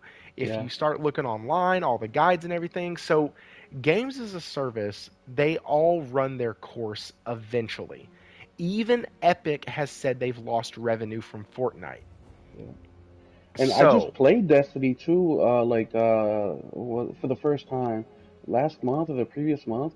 And these gas games or these online games, when I play them, I'm just looking for the story of it because a lot of them do have some sort of story, even if it's minuscule. Like Fortnite, they have their seasons, and their seasons start off with some story. Like the Terminator one, like everything turns to metal, and we're trying to figure it out. Yeah, there isn't much story there, but it's still enough where I'm interested to check it out, and that's what I look for. With Destiny, they have a lot more of that. Or like these dungeons tie into the story, like the all the DLCs that they've dropped, it all ties to each other, and that's super interesting to me. The problem with Destiny is that it's too convoluted. yeah, So bro. somebody new, the reason they're not gaining players is because it's very hard to go in there just to play a shoot 'em up when their PvP section is dead. They're focused heavily on like a four-player co-op and is basically like a story DLC, and they're referencing so much to previous DLCs that you're stuck. So like a game like that, you would think it would do very well on Xbox, right? But Xbox gamers don't really fucking game, man. They just don't. I mean, if we look at Nelson said it earlier, which I thought was funny. Is it gonna pay my mortgage? The people hitting X. The fuck. The thing that Xbox loves to show numbers about. The Oh, engagement. the Game Pass engagement. Yeah, yeah, yeah. Engagement. Like you would think that these guys, that's why I can't take bots serious. I mean, fuck. I just looking at my new friend request here. Somi, I think his name is. This dude's got over 200 platinums. Impressive, bro. By the way, super impressive. Um, he's a fucking gamer. He is a gamer. All right. I mean, I thought I was a gamer. I think last year I put in like 1,500 hours into PlayStation based on the report that they sent me. But he's a gamer. I don't see men, and I see this all the time with PlayStation. We have guys that have hundreds of platinums or thousands upon thousands of trophies. Like they have a big collection. Like their progress in these games is crazy. We don't see that. I mean, Look, how many people even what was it? Played an online race in Forza. It's like still in the single digits over at Xbox. Still, where we have on PlayStation about 20, I think it's 25% now, maybe a little bit less, but in the 20s percentage of people who completed Spider-Man, let alone people that got the trophy for it or the platinum, but just completed the damn game. We're talking about 22, 23%. Like, that is insane. So when you wonder why is Xbox doing what they're doing, well, they have to. Their gamers ain't buying games. Their gamers' engagement isn't all that. They're just pushing A just to get the game going, check it out for 5 minutes, and then hop back out and then jump into Fortnite. You know, that's the one game, or Twitter. So when we look at what's Sarabon and these That's guys the other getting game. promoted, yeah, that's the other game. That's You the other know, game. Booty getting promoted, now it makes more sense because Xbox doesn't give a fuck about Xbox. They care about, I think, the end goal, like you said, Thrifty, which I agree with, is becoming a third party publisher, which concerns me. Well, it doesn't concern me. It just it's an option that I don't think I'll take because they still can't produce good games, And which guys, is they the were base of everything. looking. Sony was looking to have 12 games as a service titles coming out over the next few years. Then it went By down to 10. 2027. Right. Then it went down to 10. And now they're looking at it and going, you Oh know what? shit! We Look, might over be. 40% for Spider-Man. Thanks, Yeah. Master, for updating us. I Wait, just. I thought your Yeah. lunch was over, Nelson. What happened? No. So I actually pulled it up on mine. It is 44.4% of people have completed the game. They have finished the story. That's nuts. Guys, I'm interested to see what these sales numbers look like come Monday because I don't think we got an update this week, so I'm guessing it's not hit 5 million yet because I think they would have announced that.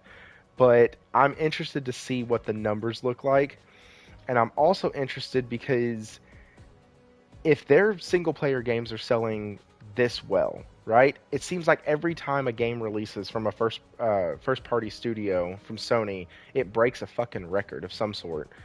And so like or it wins an award before like if we don't think that Spider-Man is going to win most technically uh impressive game, like it's going to win that. I don't care if it wins game of the year because it's going to win most technically advanced. You know, it's going to win the award that uh, Horizon Forbidden West won. And so we have very, very good quality studios at PlayStation. But not many of our top dog studios are really good at making games as a service. I think Sucker Punch had the right idea with Legends, and I think they could have made that a game as a service. I thought it would have been fantastic. Starfield will win most advanced. It's got 1,000 planets. Got That's the most funny. loading screens. Did y'all see that video of the dude storming out of it? Like it was a skit. Oh crap! It was hilarious. Like they were talking about like Starfield and how great it was and all that, and Spider-Man and how awesome it was in comparison. And the Xbox gamer like stumbles out of or tries to run out of the room, and like it pops up a loading screen as he hits the door. So Oh, it you're was talking like, about Keith? yeah, and Yeah, it yeah. was like, damn, y'all got loading screens in real life too? Shit. That was freaking brutal. It was awesome. The Mighty Keith, yeah. Yeah, Mighty Keith. That was funny shit. Uh, but that's we have the chops of being able to develop on the PS5.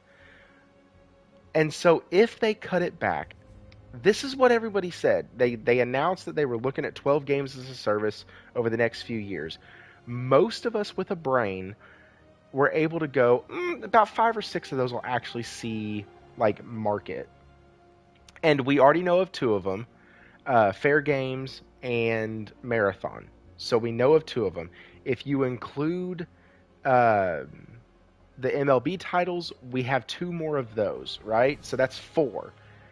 And then if you go with, we know Horizon is getting a multiplayer, that's 5. We know that Factions is probably just going to be an add-on to Last of Us 3. Boom. GT7. And then you have GT7, that's right. So that right there is 8. Oh, GT7 Oh, counts and we also have co-op. Concord. Look at y'all. Look at y'all. We have Concord. There you go. So that's 9. So that means right now we're only sitting at 3 out of those 12 that aren't accounted for. I'm sure they meant new shit. But hey, once again, PlayStation putting fucking GT7 4-player couch co-op. something that has been distressing Xbox over there for years now. It's they need Einstein to come back to life to help them figure out that equation. Jeez, They need to right? remove it from games, and no, we have to have parity on all of our systems. You're Dude, not not getting just Baldur's Gate that. 3. It's Well, destroyed the majority of their fucking business. Just this one fucking thing. It blows my damn mind, well, it's And how do you destroy your company with a $200 product? Microsoft has done it. Like, they did it. They released a $200 console, and it has literally been crippling them because devs, even devs who are small and tiny and want their game to sell everywhere, are like, listen, we don't have the bandwidth to work on your piece of shit, so we're not going to do it. dude. And then the Xbox gamers, and going back to Quantum Error. Quantum Error is the game that releases tomorrow, unless you pre-ordered it. It's a game that really caught a lot of. The way I found out about it was because Xbox gamers were giving Quantum Error developers a lot of shit, which is Team Kill Media, which is a family of four, or four brothers who made this game. And they're giving them shit because, just like Baldur's Gate, they won't be releasing this game on Xbox. Not right away. Why? Because it's harder to make it for Xbox. And once again, if Baldur's Gate Studio can't do it with all the resources they have and they need more time, a small group of four brothers will not be able to do this either. And that's how I found out about the game originally. And I checked out, what the game was and what it was going to do. And I thought it was, I liked the idea of the game, so I purchased it. And I also wanted to support them because, yeah, Well, and it may guys, not be, if we it may think, not be the best game, polished game, but that's something I want to support. We need more of these people out there doing this kind of work. well, sure, and if we want to look at it, look at what a team of four did. That's awesome. But if you play Spider-Man 2, okay? And I just saw a post from Salty, and it reminded me that, I had made this comment to you, Will, when I was playing it. There is a mission in there where it works and functions like a fucking third person shooter. And it's good. It feels really good. It feels way better than it should for a company that predominantly makes action games, um, or like combat, fist to fist combat games. Now I know they have Ratchet and Clank, but holy crap, to see it in a non-Ratchet title from Insomniac, um, it made me want them to get into the third-person shooter space. I cannot tell you how it felt so good to play as this certain character in the first-person shooter or in the third-person shooter like aspect, and oh, damn, it felt good. And so, anyways, if we have the talent to be able to do that, and we have the expertise at Bungie that knows how to milk people for money, I think. Now, I'm not saying that's good. Please do not. I hate games as a service. I haven't said that yet, and I hate them. But if that's where Sony wants to land, they could very easily use some of the talent they have to make the game and use Bungie's expertise to build the monetization skeleton for the game, if that Dude, makes sense. I think Sony needs to I think Sony needs to just let their developers make what they want to make. Now, if they want, like not saying that Insomnia can't do it because fuck yeah, they could. And if I were to pick anybody, they'd be in my top five for sure to make a FPS, which I definitely want one because I love that genre of gaming. But I think Sony needs to do once again what it does best. Let their creatives do what they want to make. And if they want an FPS, which they should, then they need to go out and get a team that really wants to do it. Now, what I really want to know from Sony is what's happening with the China Hero Project and the India Hero Project and like all these things that they have going on. Like I know that games may not be ready, but or maybe games aren't even started. But I think that PlayStation could really do well with like a newsletter on things that are brewing, ideas that they're having. Maybe not business wise, it doesn't make sense because we don't want, the competition copying them and jumping on things before they do. But man, and that's the exciting thing that we talk about week after week after week. Like we can give, and Thrifty's doing it right now with Insomniac. Like he just played their newest game, and he can already automatically see them expanding and doing something new with what they've already done, and it will work. But that's the beautiful thing about PlayStation, and it just PlayStation needs to do what it does best, and that's management. I think that management, Sony is doing really well. That's why we see so much success with their games because they do have these talented, creative people doing the work, and PlayStation steps in when they need to and kind of guide them in the direction that they need to be head. Because I have worked with, not currently, but I have worked with creatives before, and they're a unique bunch, man. They it's funny because if you let them they're like a little puppy where they're just trying to piss on every tree they can to mark their territory. They're just like they can't really focus on the one thing for too long because they just have so many ideas that they just all over the place. And it takes a handler, like a dog handler kind of, and I don't mean to compare them to pets or anything like that, but I'm just, using an example. A handler to come in and be like, all right, buddy, this is the route that we're taking. You can still get your pissing and shitting out the way, but let's do it this way so we can be as effective as possible and get home before it's nighttime instead of getting home by tomorrow, which is something that Xbox we can see is having a major problem. And them now saying that we're going to create a way for our studios to communicate with each other blows my freaking mind because you would expect that that's part of building a foundation. Like, hey, these are the things that we need before we start anything. Communication is key. That's with everything, dude. From your significant other to your kids to work to everything, your friendships. Communication is key. Let's figure out a way to take what each person does best and a way to communicate that with each other. So if at any moment throughout the development process we need to get some of that information, we can just dig into the bag, pull out that information from Tommy, who's been doing, reloading on weapons for the last 10 years, and he can give me some pointers.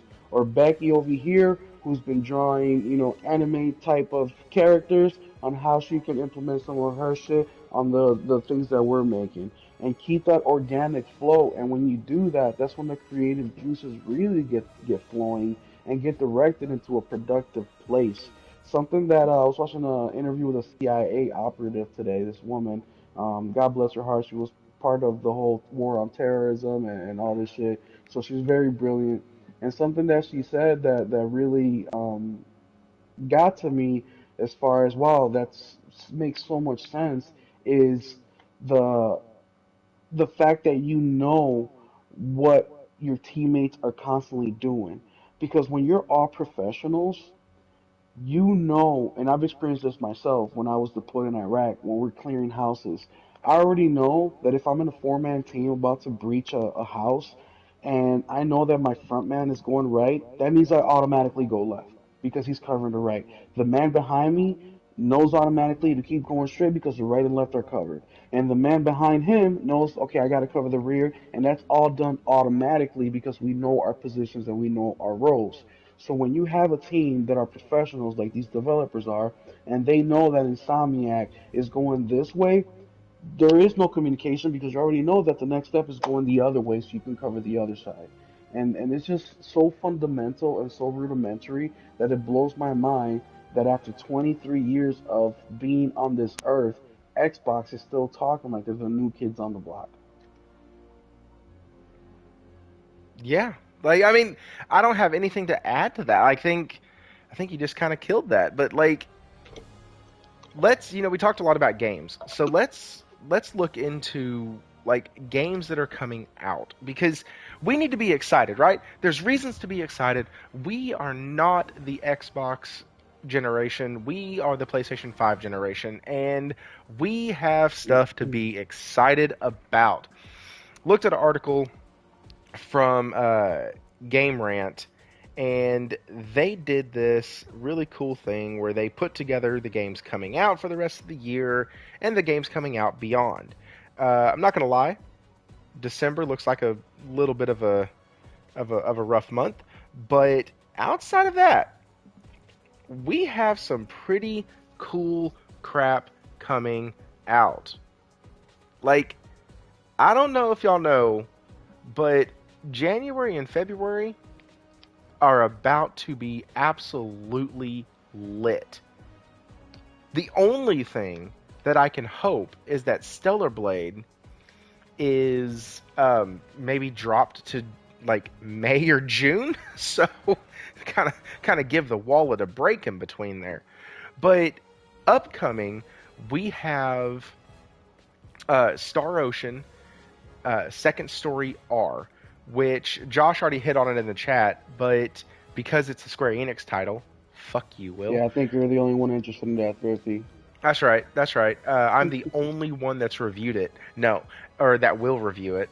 Every single person who has looked at the game, touched the game, saw the trailers for the game, saw what they're doing with it, has absolutely gushed over it. So I'm very, very thrilled to dive back into that thing. Now, I'm gonna wait for it to go on sale. I'll be quite honest, guys. Let's not forget, one, I'm thrifty. Two, we're trying to figure out how to do stuff at my house because of stuff that's happened recently. And we're getting back to like a normalcy, which is great. But listen, with Black Friday right around the corner, I'm not buying a single other game. I'm a broken record here. I've said this so many streams. MH 20th in March. I wasn't impressed. What? MH 20th? What's MH? Monster Hunter? I wasn't impressed with 2R disgusting price for $50. Ron, that's actually what's kind of kept me away from getting it is that it's a $50 game.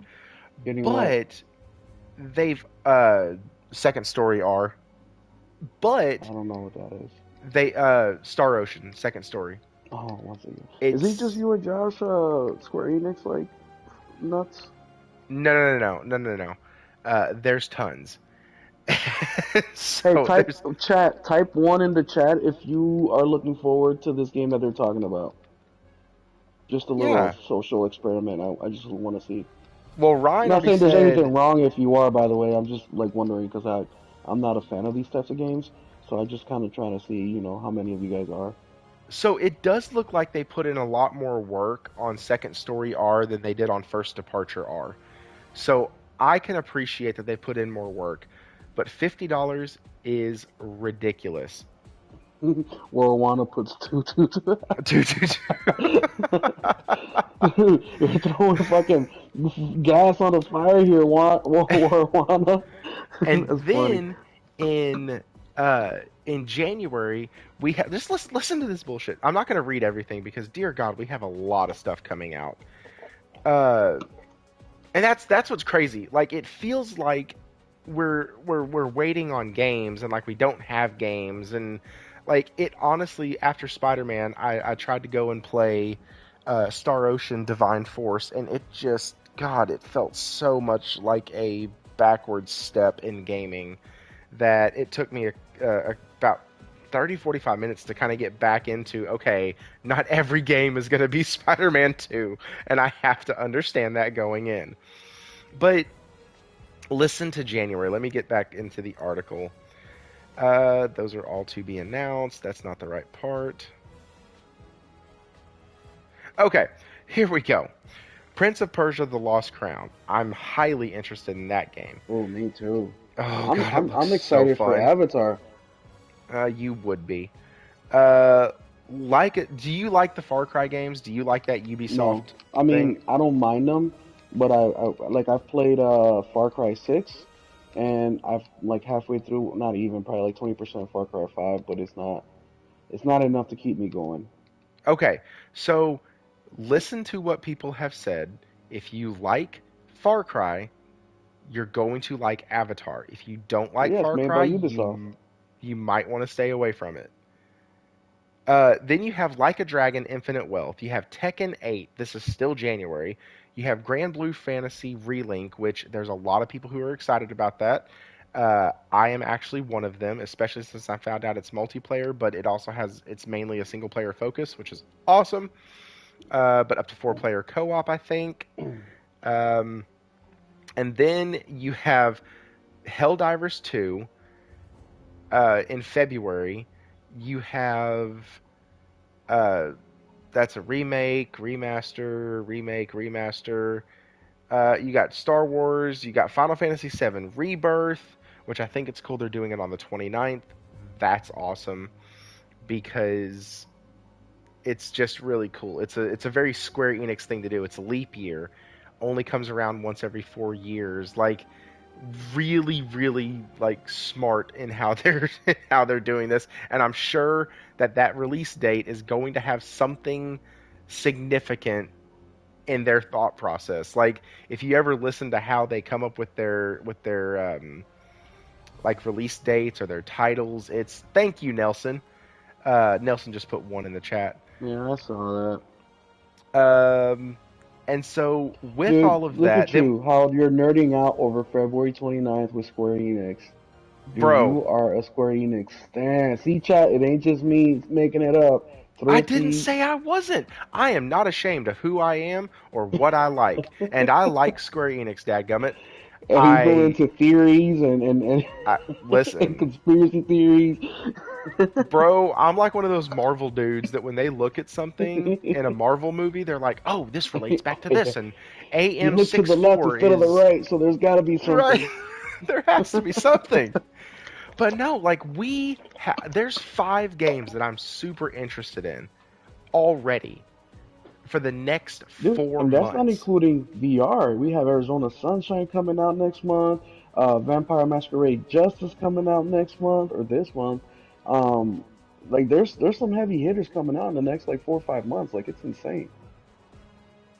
Yeah, Josh just pointed out we have Persona 3 as well. Like Persona 3. the I just Ghostbusters bought game is Persona coming 5 out. Royal because of Thrifty and 8.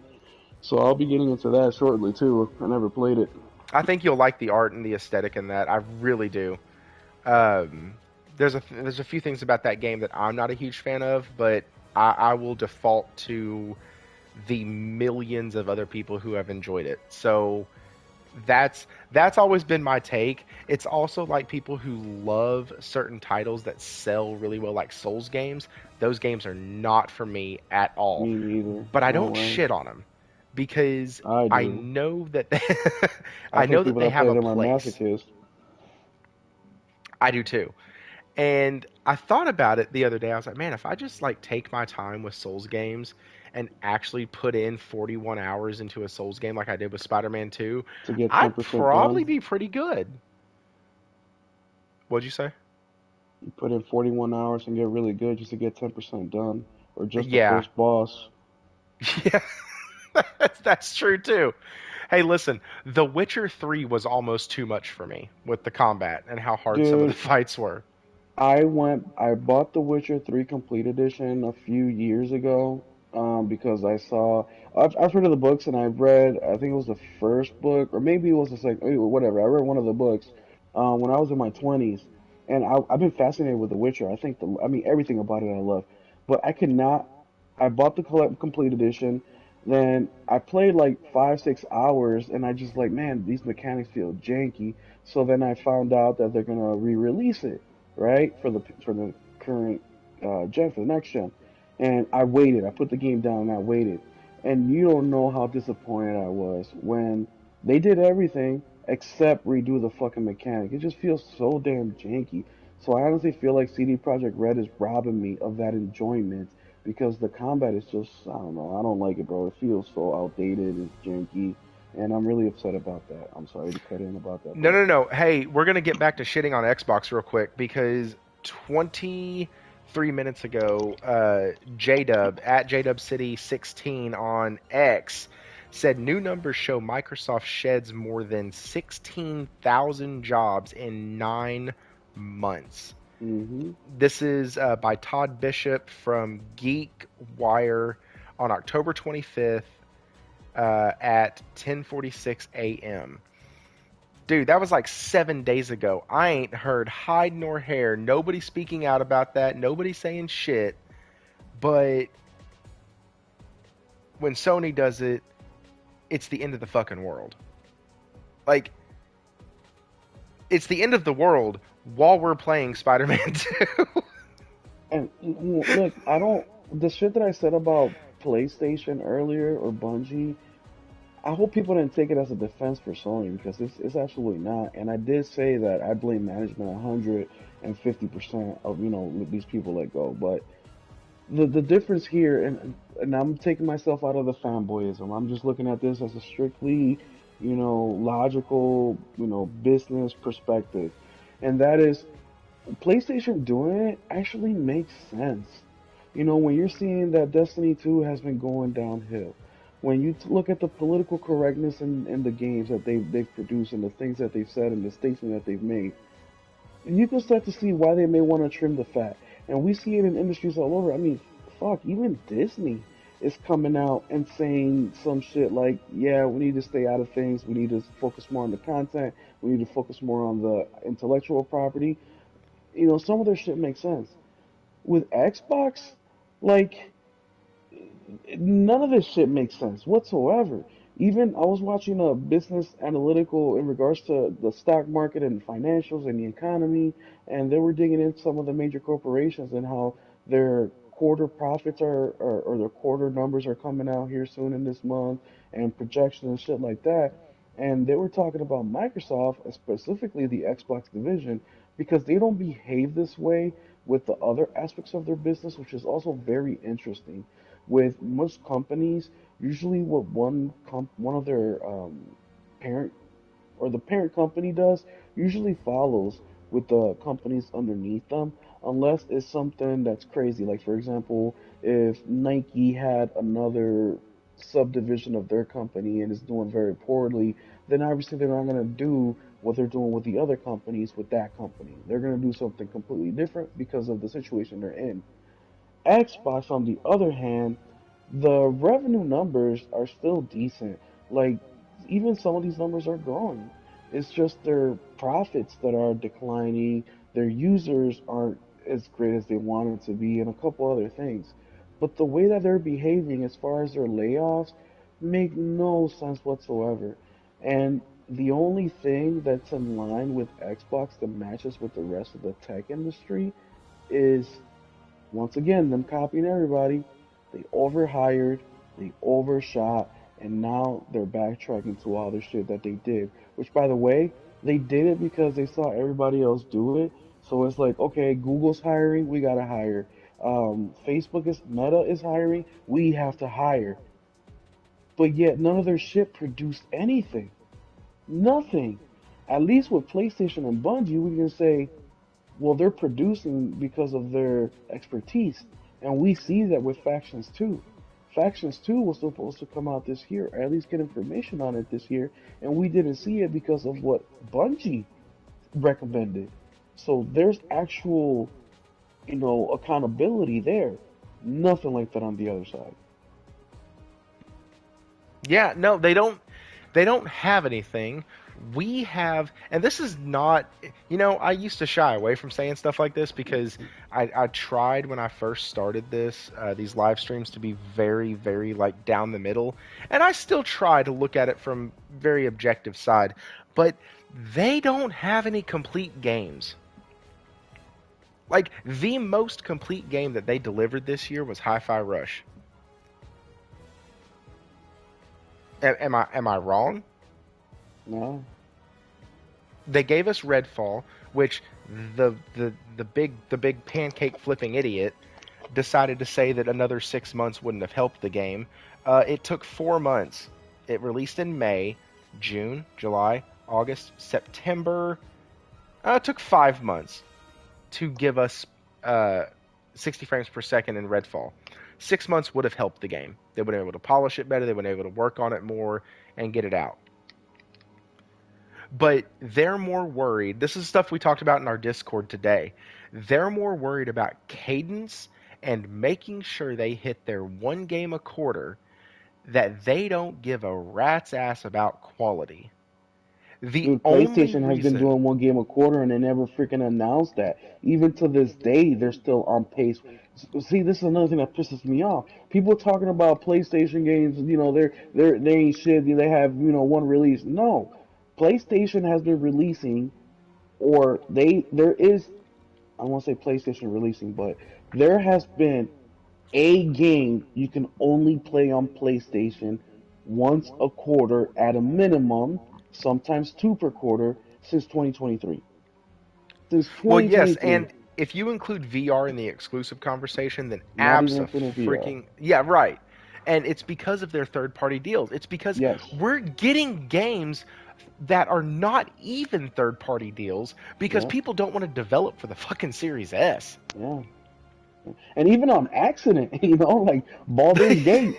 Well, you can play that on PC too, but the console world, and even okay, even if we exclude PC, right? Literally, you can only play it on PlayStation. Only PlayStation is still on track to produce one game per, or not produce, but yeah, produce because they're making a third party deal out of it. Is one game per quarter. I mean, we have Forspoken, we had Final Fantasy, we have Spider Man, we got Final Fantasy Rebirth coming out again. We have Helldivers, which you can play on PC, but in the console world. And now, if we include all the third party shit that was on accident, Quantum Error, Baldur's Gate, the list keeps going. And that, once again, we're not even including VR. And then we look at the gaming as a whole, we're eating pretty fucking good, guys. I mean, just Ubisoft alone is gonna putting out what, 3 games in the next 3 months? Like the production is crazy. Who makes like a Dragon? Capcom is it or Sega? No, Sega. Sega. I mean, what, they released Sonic last month. They're releasing 2 Like a Dragon games in the next 6 months. Like, come on, guys. Like, where is Xbox even as a third-party publisher? They're nowhere to be seen. Now we're coming up into the the award shows, and after the award show comes the once again the rotation of presentations Well, and and Phil's dumbass is sitting there saying, "We have all these properties, we have all these things, we have all this stuff. What the frick are yeah, you gonna do with them? You've yeah, had property, you've had banger franchises, and you have let every single one of them die.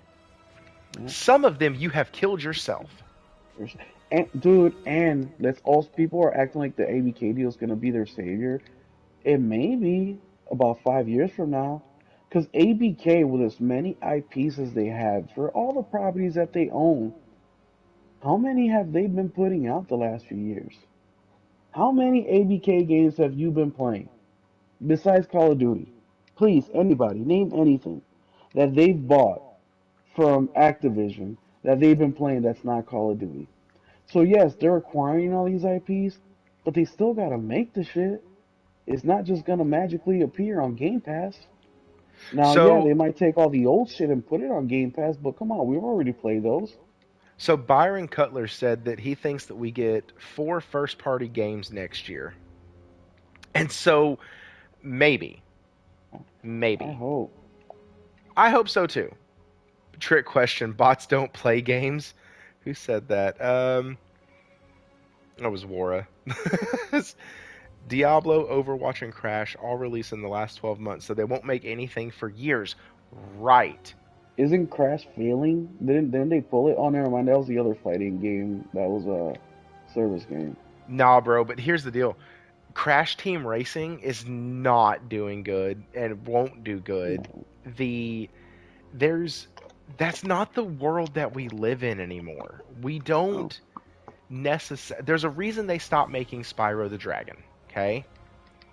Well, they fucked it up, but yeah, they Yes, strayed away completely from the platforming. because Everything Reignited got was inspired. fantastic. Dude, and I bought the original trilogy, the remake or the Oh, did you? remaster. Oh yeah, I got it on sale for like $12 on PlayStation Store. Which, by the way, guys, if you didn't know this, um, every 2 weeks PlayStation has a new sale online. And I know that last week I went on a rant on digital games and shit, but it's another option, dude. It So is. every time what I do is I look at the store, and if there's a game I want to buy, I automatically hop on GameStop and compare pricing, Uh or I huh. check Amazon or whoever. And if it's on PlayStation Store for $12 and I can get the physical game for 15, then I'll just buy it like Persona 5 Royal. I bought that game brand new from GameStop for $15 last weekend. You know, Yeah, me and my son Josh. went to go pick it up. Josh just said you can wish list stuff and it'll Yep, send you a notification. That's what I do. that's what I Uh, do too. And that's every two actually weeks I how get an alert when a that's sale how I got starts. Forspoken for like 25 bucks or 30 bucks back in March, April, something like that. Yeah, Anyways, I got it and got it on sale because it sent me a notification that hey, this game's on sale. That's also how I got Trails from Zero because it went on sale.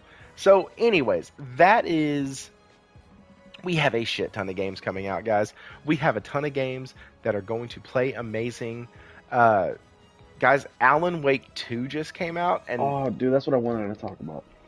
so the game, just because of the review, I'm going to end up having to play this game just because of the reviews that it's getting. It's going to Elden Ring my ass, is what's going to happen. I'm not a fan Is of it. it's I don't not, like the well, game. it's not a it's not a game that I would normally play. Let me say that. Because I don't like horror titles. I don't like survival. No, I like more psychological suspense than horror. So that's why I Which this loved is. Control. No, this is psychological. Like this is psychological out the ass, man. If there was a definition with a picture of a game, Alan Wake 2 would be it. But the thing I want to talk about Alan Wake, not the game itself, because you like what you like. I don't like it. I got it for my brother-in-law. He actually gave me half the money for it. Because the reason I wasn't gonna buy Alan Wake was because it's a digital only game. They have no intentions for physical whatsoever. And I said, nope, not me. But what I wanted to bring up is Remedy. Remedy. We're talking about Xbox failures. This is another one of them, other failures. Xbox had an opportunity to buy Remedy, which Alan Wake should have been a freaking day one Xbox exclusive, which would have done great for them. Great reviews, a great game, not according to me. I mean, I can see that it's a very well made game.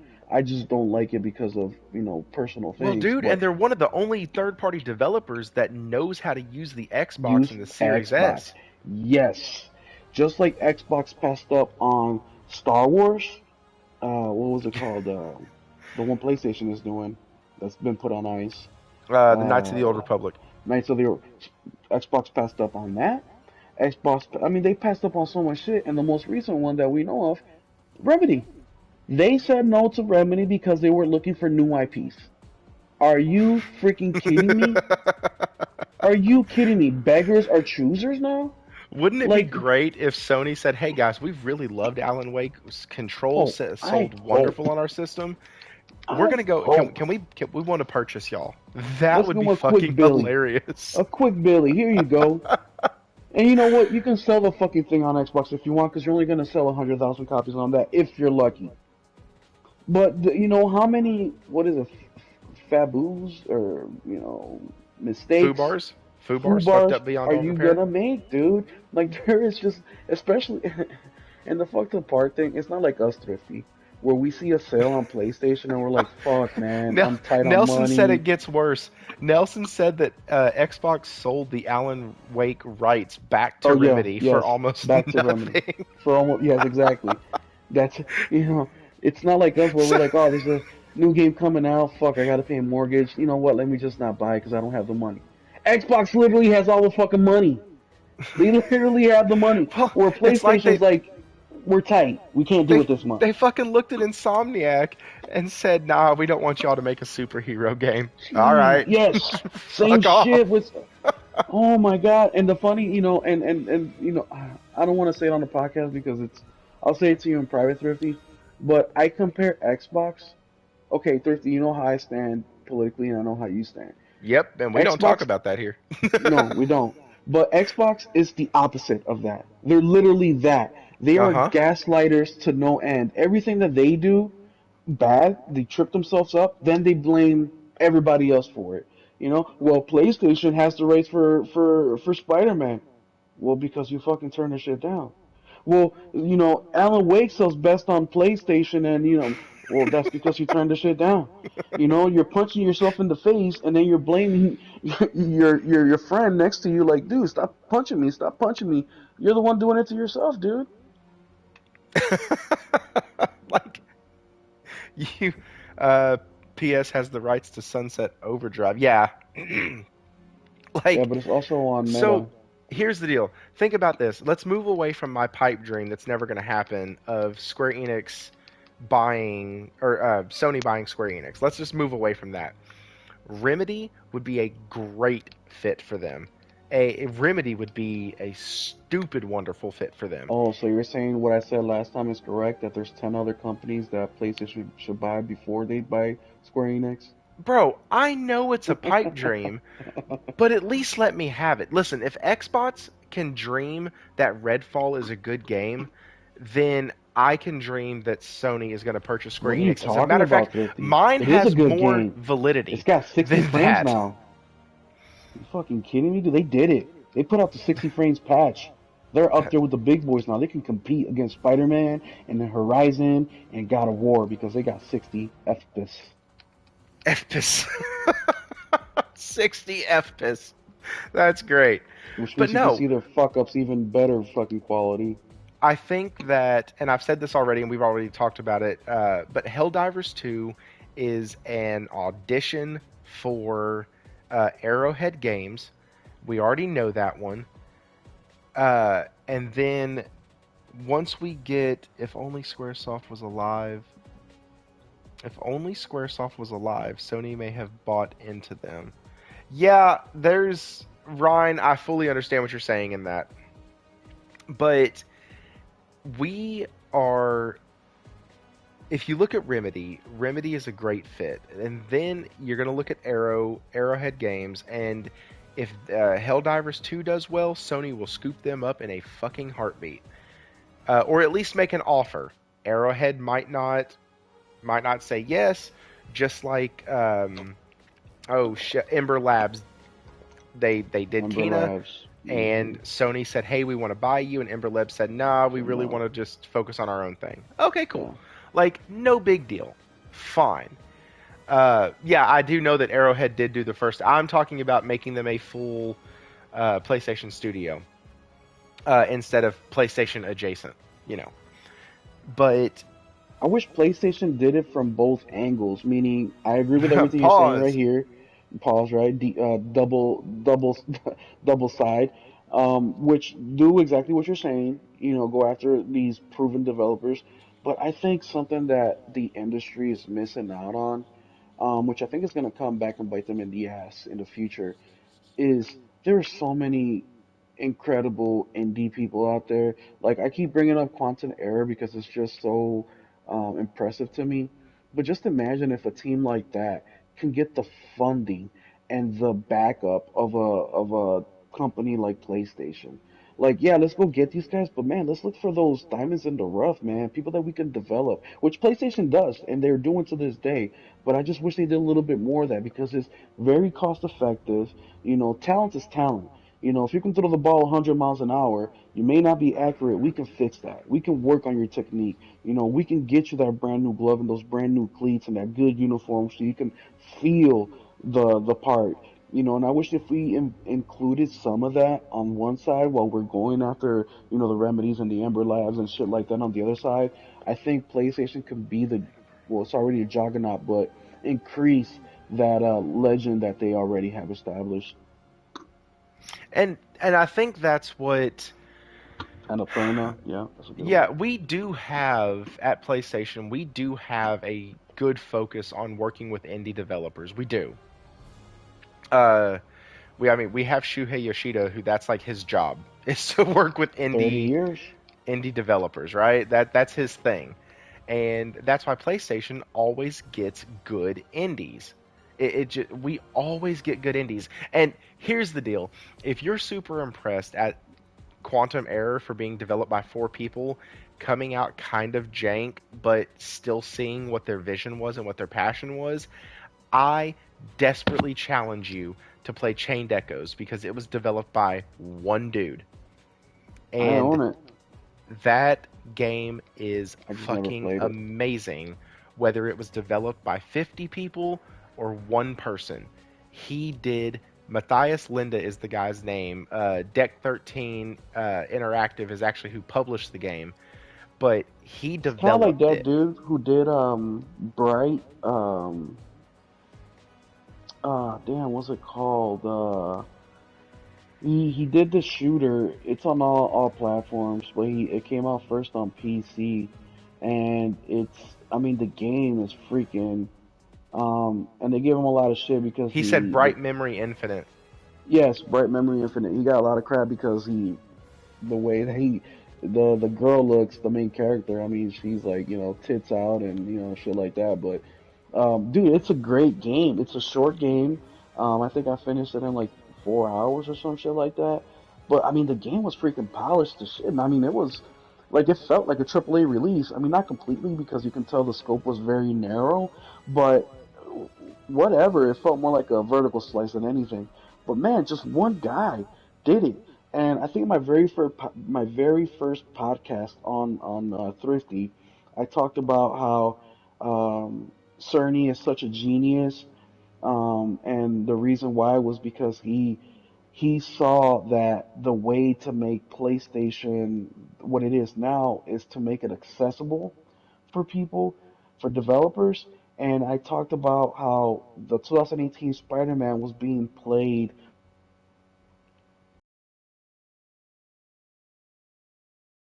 the original Spider-Man from like 2002. Yeah, can, can y'all hear us? Yeah, you're good now. You kind of dropped out there for a second.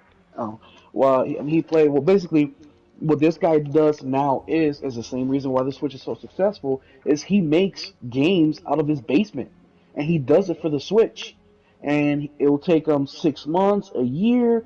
He'll put it up on the Nintendo, for them to approve it. It goes through the process, is approved within a couple weeks, and the game is on the Nintendo store. And he makes just enough money to pay for his bills, for his lifestyle, and enough money to continue working on the next game. And these are games that maybe last 5 hours, 6 hours, but they're entertaining enough, and people know of him enough where they keep coming back and buying his fucking, excuse me, his games. So there is so much shit like that. But the important part of all that shit that I said is that PlayStation and Nintendo, their number one priority, besides quality, of course, is to make these consoles accessible for not just their developers, their big budget, expensive, professional developers to make these games, but also the guy who has a full time job, maybe a dad or a mom, and has just enough time during the day, maybe an hour or two, to work on their hobby, and that's game development, and gives them an outlet to where they may actually get into the industry in an organic way. You can't do that on Xbox. And the way you do is by making a fake God of War game that you sell for $2 on the Xbox store. And once Xbox realizes that it's a God of War ripoff, then they take it off the shelves.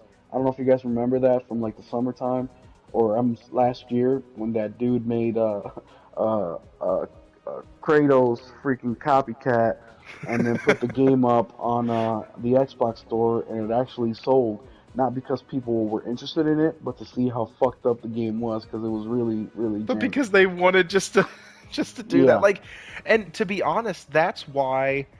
So the best thing that could have happened, people talk about console war bullshit and all that, but one of the good things that has come out of it is that team of four at Kill Strike Team or Kill Team Strike, or what Hmm. the developers for Yeah. Quantum Air, Kill Team Media. Kill Team Media. Thank you. What's up, Fornatron? The actually, you know what? Let's do that. We are about 20 minutes over when we normally end. If you're enjoying the content tonight, hit that like button. We do a show every week. We cover the best gaming topics. We talk about video games. We roast Xbox. We roast PlayStation. We are equal opportunity haters up in here. It is fine. We do lean PlayStation, but let's keep going with this topic. So, right now we're talking about just differences between gaming, where we want it, what we want to see, how we want it to go, who Sony is going to purchase. We've talked about a lot of things in the last about 30 minutes, and yeah, so that's where we are. Thanks for joining us. Like I said, hit that like button. Let's get this shared out of there. Universal roast. That's right. But I think that if Sony wants to, they could go into a Capcom, they could go into a Konami, they could go into some of these Japanese companies and make an offer. But I don't think they necessarily need to. And this is why I said yes, I know them buying Square Enix is a pipe dream because they don't need to. You know, Will, you've said it many times. Why buy the cow when you get the milk for free, right? Like, why do that? There's no point. We want to see them invest in some of these smaller studios, and this is what I was saying to you just a second ago. If the console war has done anything good, it's that uh, Killstrike Media or Kill Team Media, sorry, sold more than enough based off of pre-orders alone Alone. Yeah. to pay for the game and to be profitable. Why did that happen? It happened because the developer came out and they were honest. Hey guys, we can't Mhm. make this shit for Xbox. It's too hard. We're going to try to work on a release for it. We still want to release on the Xbox, but we have to focus on what we can focus on, and the PS5 is easier. Yeah. And they got attacked for it, dude. Like the Bro, they Xbox were got going on them burned hard. hard. And Sony fans came out and said, you know what? Fuck it. Yeah. We got you. Yep. we we Yep. don't care if the game is shit. We Yep. got you. And it gave a studio that could turn into something great the ability to do so. Because the negative that I've heard from everybody, it's always a backhanded compliment. The skeleton of the game is there, but it doesn't fully deliver. Like, Mhm. imagine if they have more money for the next game or can hire more development help. Like, maybe the next game from them does deliver. Like, it's this whole thing that, And they're upfront about it. They're not shying. They know exactly what they are. They're not selling the pipe dream. They're not saying no, you guys are wrong. And another thing, there there isn't any glitches in the fucking game. Like there is no like game breaking bugs. There's like I haven't come across a single glitch. Now, true, I only got a couple hours into it, but I mean, it's just impressive what that team did. And once again, I don't recommend that you go out there and just buy the damn game if you're looking for, a quality game. If you want to buy it for your own purposes, sure, go ahead. But definitely wait on a sale if you're, just want to dip your toes in there. But it's that communication, it's the honesty. They're upfront with what they are. Hey, this is us. This is what we're doing. This is how it's gonna be. Like there was no fantasy about what was never gonna be there. Where if we look at the other side of gaming with Xbox, they that's all they have is high hopes and dreams, and they never, as a matter of fact, they make things worse. Look at the team well, that was their behind slogan, remember? Power your dreams. Power Your Dreams, Because yeah. that's all you're going to Uh, have. uh, that's, what's that's that it. game that we are complaining about that it's not coming out? Senua, um, Hellblade 2. Hellblade 2. Look at what they did to that team. They turned a 3 year turn on. I'm sorry, I lost the name again. What's the name again? Uh, Hellblade 2. Hellblade 2 or Hellblade the first one. It was a 3 year turn with that game. Now we're going on what 5 years, 6 years, and they're just still talking about motion capturing. like, uh, like what the hell, guys? So, Fornatron's in the chat. He said, I want to see games that aren't 15-hour movies that have rinse and repeat basic gameplay sprinkled in just so you remember it's technically a game. Cool. I hope the rumors are true about Sony scrapping the whole games as a service model. Yeah, and we kind of talked about that. They have 9 titles that are going to be coming out and that we've already known about that are considered games as a service. And they're And out. yeah, I mean, a couple of them are already out. RR? Yeah, Anyways. they're already out, and they've been out. Um, and so it's, and as far as your comment on the movie games, I love those damn things. I really do. God of War took me 80 hours to complete, though. Spider Man 2 took me 41 to platinum. Uh, get Alan the Wake F out. 2 is a movie game. It is probably the definition to me of a movie game. Like there's very little combat. There's a lot of like it's literally what do you call those games, Thrift? Like graphic novel. It's kind of like a graphic novel in a way game, except that you have control of your character the whole time. and you can tell that. I mean, fuck, people are calling it the God of War um, view, where it's over the shoulder, third person. Like PlayStation does that better than anybody, and you can I'm not saying they're the first ones to do it, but they're the best to do it. And that angle they have, and meaning like the percentage of the height of the character itself, like how much of the screen it takes, you can tell it's very PlayStation, inspired. Like when I turned it on and I'm walking, it feels like it's a God of War, like Kratos, as far as like the camera angle and how far away they are from the screen. Like it feels just like it. It feels just like what was the other game that PlayStation? Just all those style of games. That's exactly what it feels like. Except that in this game, Alan Wake 2, there's way less combat, there's way less action moments, and there's way more narrative. So when you talk about movie games, Alan Wake is exactly what you're talking about, but yet nobody gives them any shit. Only PlayStation. But yet God of War has more combat and more action and more combos that you can do, just like Final Fantasy 16 that people said that shit was boring. No, you're boring.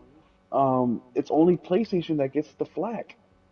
And you know what? We can't blame them because they're the best. So who else are you gonna give the flack to? Xbox? They don't produce anything. So I understand why they give it, but once again, PlayStation, damn if you do, damn if you don't. Everybody else, there's a fucking excuse for it.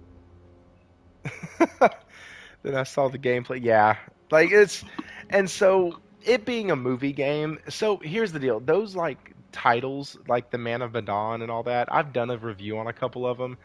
I enjoy them, but they're also 6, 7 hour experiences that it literally is like you're playing through a movie. Choices matter. You can play through different scenarios and all that. But like I remember Heavy Rain. Heavy Rain Oh, was just like Heavy Rain. That's the so perfect good. example. It's Heavy just like Rain Heavy was Rain. so good. And as a matter of fact, I got two out of the three different endings because I played the stupid thing twice. I love that game, What was but Detroit? Detroit Become Human. dude, I couldn't get into it. I No, tried. no, me neither. But Alan Wake is just like that, except without the push prompts. It's like picture Detroit Become Human, but you have like control of your character the whole time. Yeah, yeah, yeah. That's No, I what think Alan Wake reminds me of. that was a great example. Dude, Wara, yes, it was hard. When I played it, I don't think I was a dad yet. Uh, but movie games and Fornatron, I want you to know you came in and hijacked the show, but that's okay.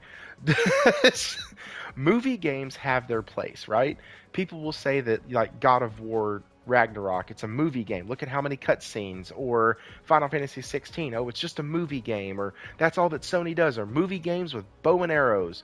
Look at Spider-Man 2. There's so many cutscenes. It's just a movie game. Technically Spider-Man 2 is kind of a movie game because the IP does have It movies is. attached to it. Anyways, But they but forget about Ren or Returnal. They forget about Gran Turismo. They forget like these games are not movie games at all. But yet, once again, it's because it's PlayStation, dude. So you can't give them too much benefit to their or too much props.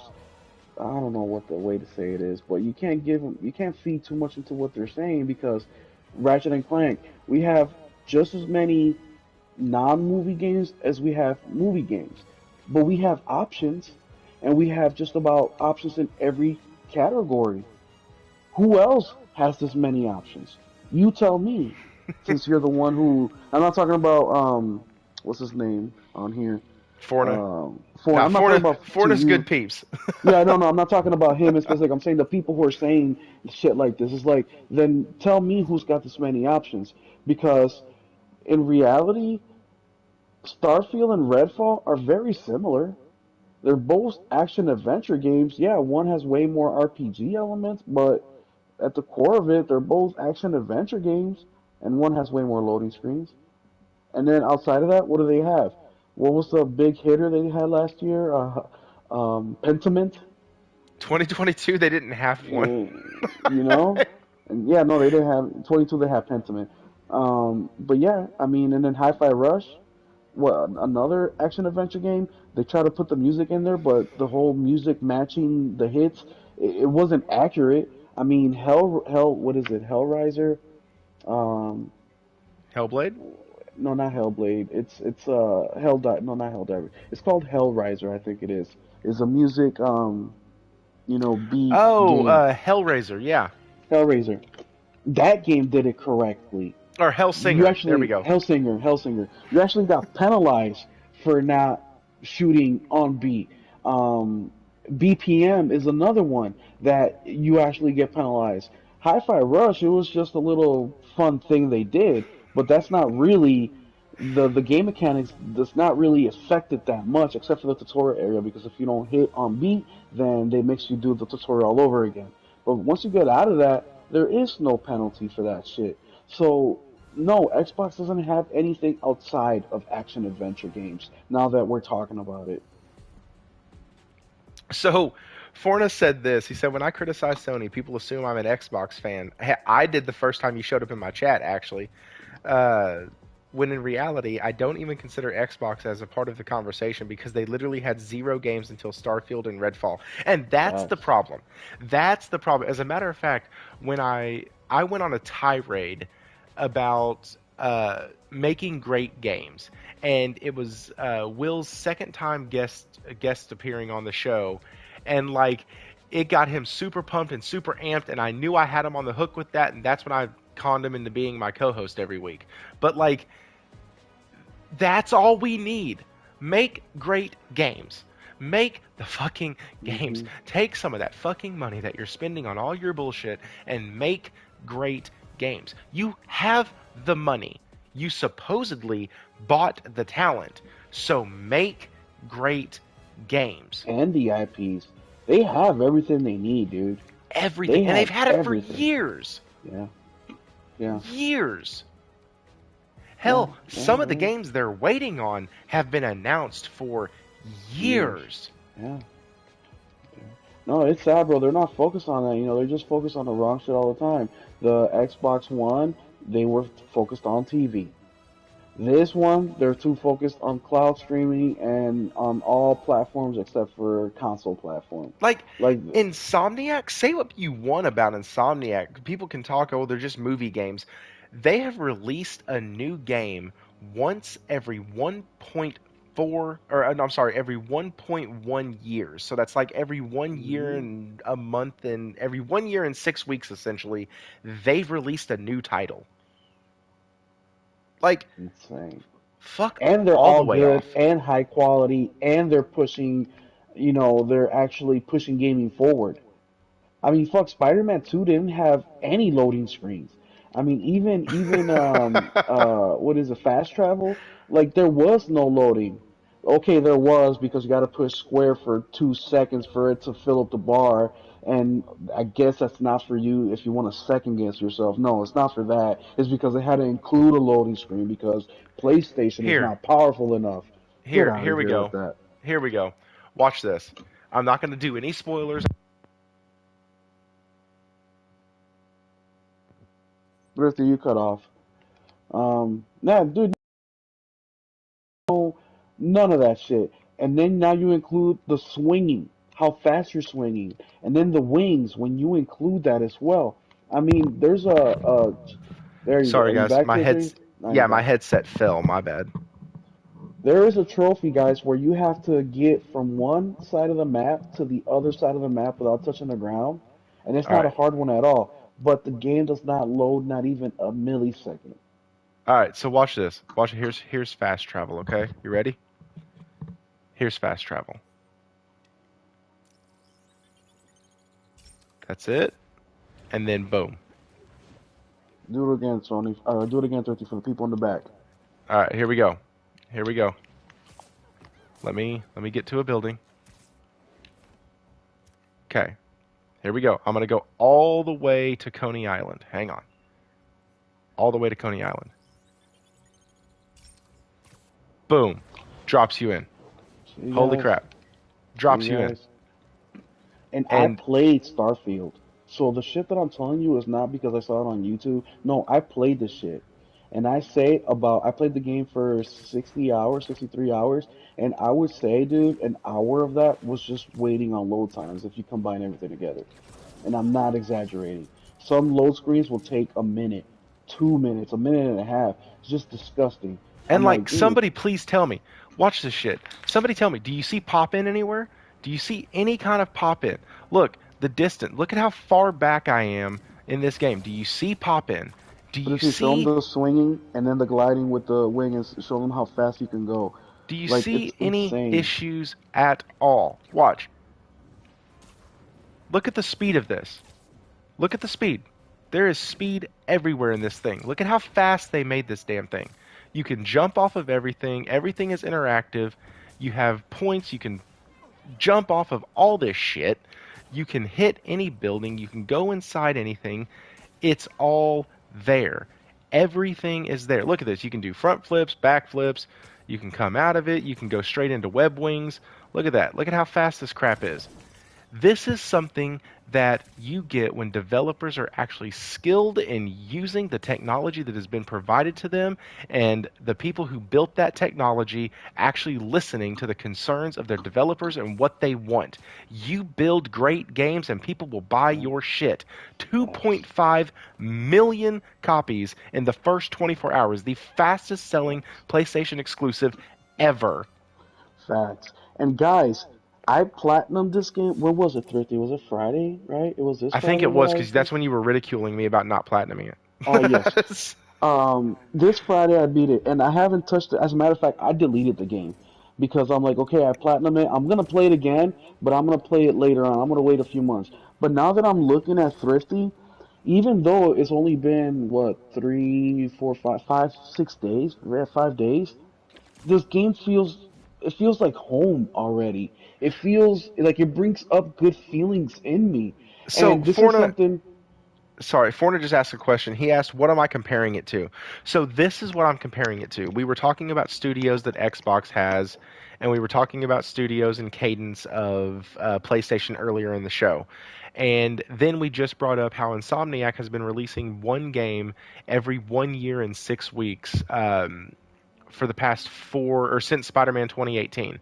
And so I'm comparing that one is a well oiled machine that delivers amazing quality games and doesn't make excuses for their shit when it sucks, and another company that all they do is make excuses and can't release a complete game to save their fucking life. And if they do release a complete game like Starfield, Starfield was a complete game and it is a complete game.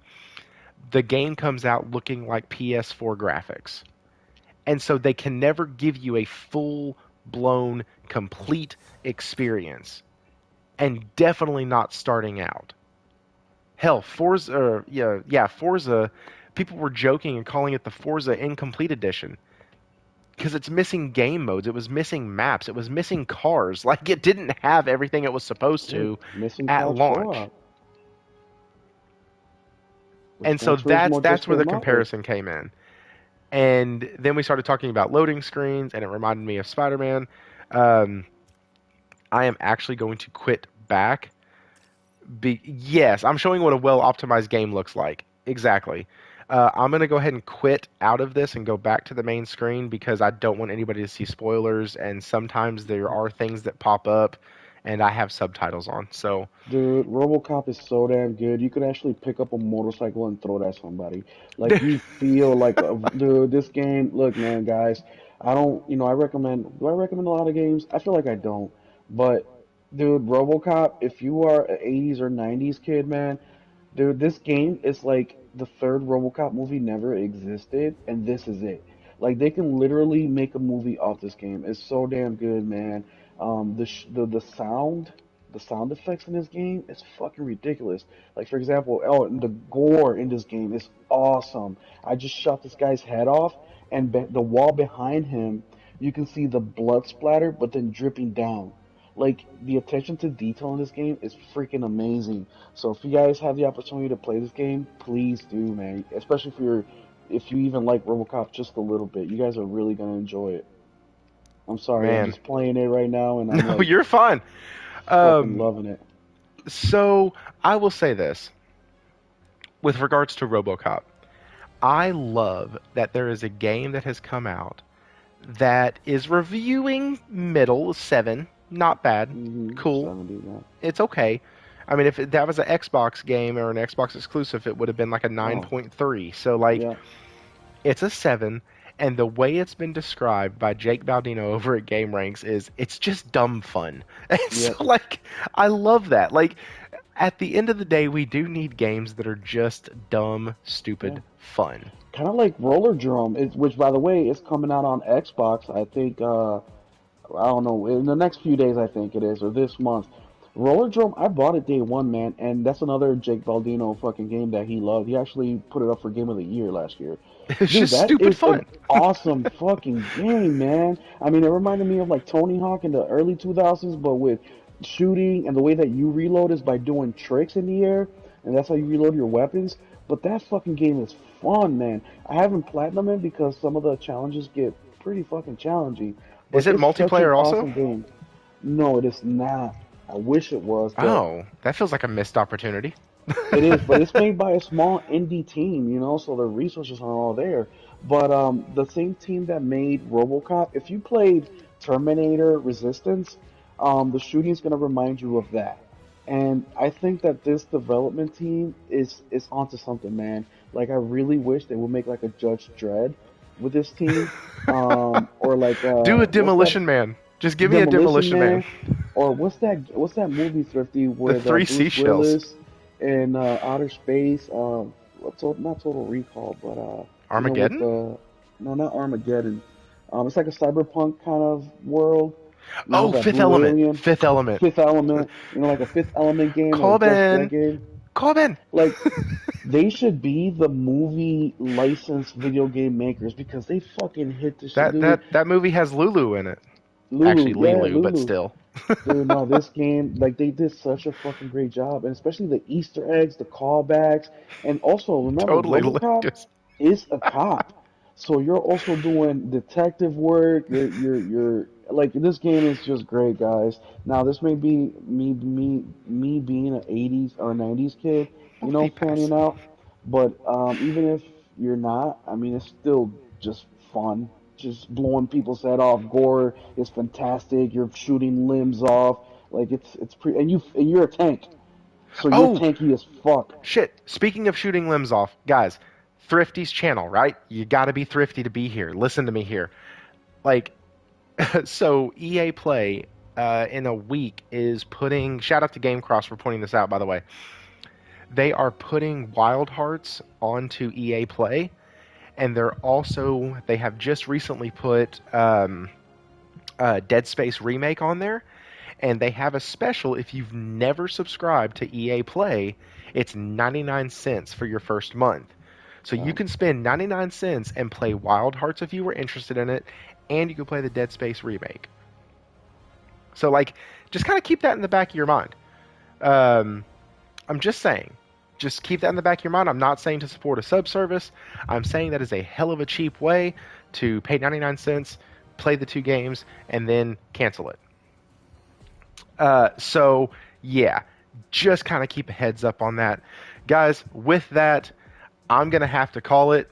It is past my bedtime now, and my PS5 is my Bloodborne machine. Forna, come on, man.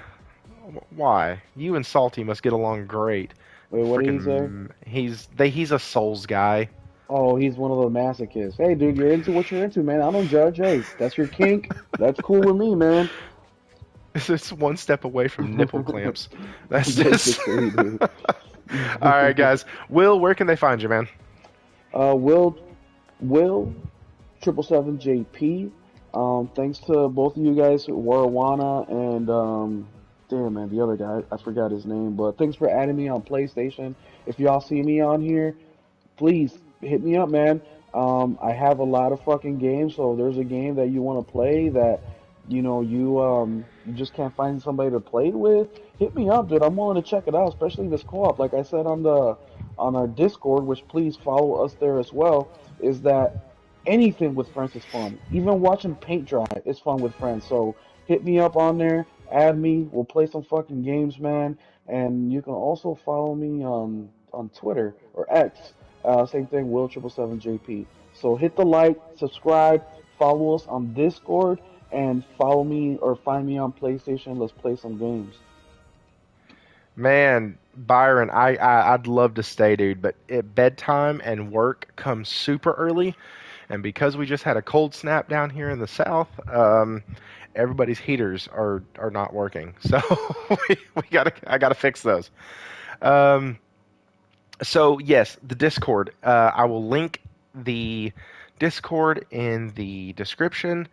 And outside of that, guys, you can, y'all know where I'm at. Most of y'all do at least on Twitter, ThriftyPS Gamer or ThriftyPSGR. On PlayStation, you can add me at ThriftyPS_GR. And yeah, those are the best ways to get a hold of me. Our Discord is made up of a lot of people you see in the chat right now. We have, like I said, a great time there. And guys, it's a way to stay connected with other gamers. A lot of times, we don't have a lot of gamers in our real lives. I say real lives, in our immediate living spaces that are really into what we like. So it's good to have people you can talk gaming with. It's been an amazing outlet for me. We share news articles, things going on within the industry, how Sony screwed up, how Microsoft screwed up, how we don't really talk about the other brand because, And well, we beat up on Thrifty for being a Square Enix nerd, dude. So come on, guys, join the that's fun. Let's keep true. beating him up. Well, don't say we. That was you and Nelson. Well, that was Nelson. I was just egging him on. But still, it's fun, guys. Come on. Come on. I mean, we did get on Nelson. Dude, we just have a good time on there. Seriously, guys. Like, if you don't want to follow me on PlayStation or Thrifty on PlayStation, come check out the Discord, man. We have great conversations there. Shout out to Tornado. Is he on the chat tonight? I didn't see him tonight. He said he was going to stop by, Um, but I didn't see him. yeah, dude, he's great. And where's he from? He's from Switzerland or? Man, so the point is, we got guys from all over the world, literally. Like, I'm waking up to go to work, Thrifty's waking up to go to work. We got guys that are about to go to bed. We got guys that are in lunchtime. Like, we got guys from all over the place. So we get a lot of cool gaming information and perspectives from people all over the world, man.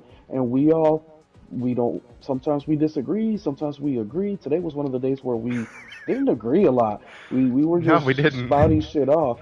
But it was still cool, man, because we know that it's all in good-hearted fun, and we're just trying to, talk about our passion, which is gaming. Especially if you like Xbox, come on in, guys, because I think that you would have fun too. And at the end of the day, if you are listening to Thrifty's channel and the other podcast, it's because you're a for real gamer. You're not one of these guys on Twitter that says that they play games. So please come on in and share some perspective. And maybe there's some gems on Xbox that we just don't know about because it's not a preferred platform. So come on in. I'm sorry, I didn't mean to hijack the ending there, Thrifty, No, but you're good. You're good. it just gets me JP excited. Loco just showed up. So, anyways, Oh, guys, JP. hey, y'all have a wonderful night. And as always, stay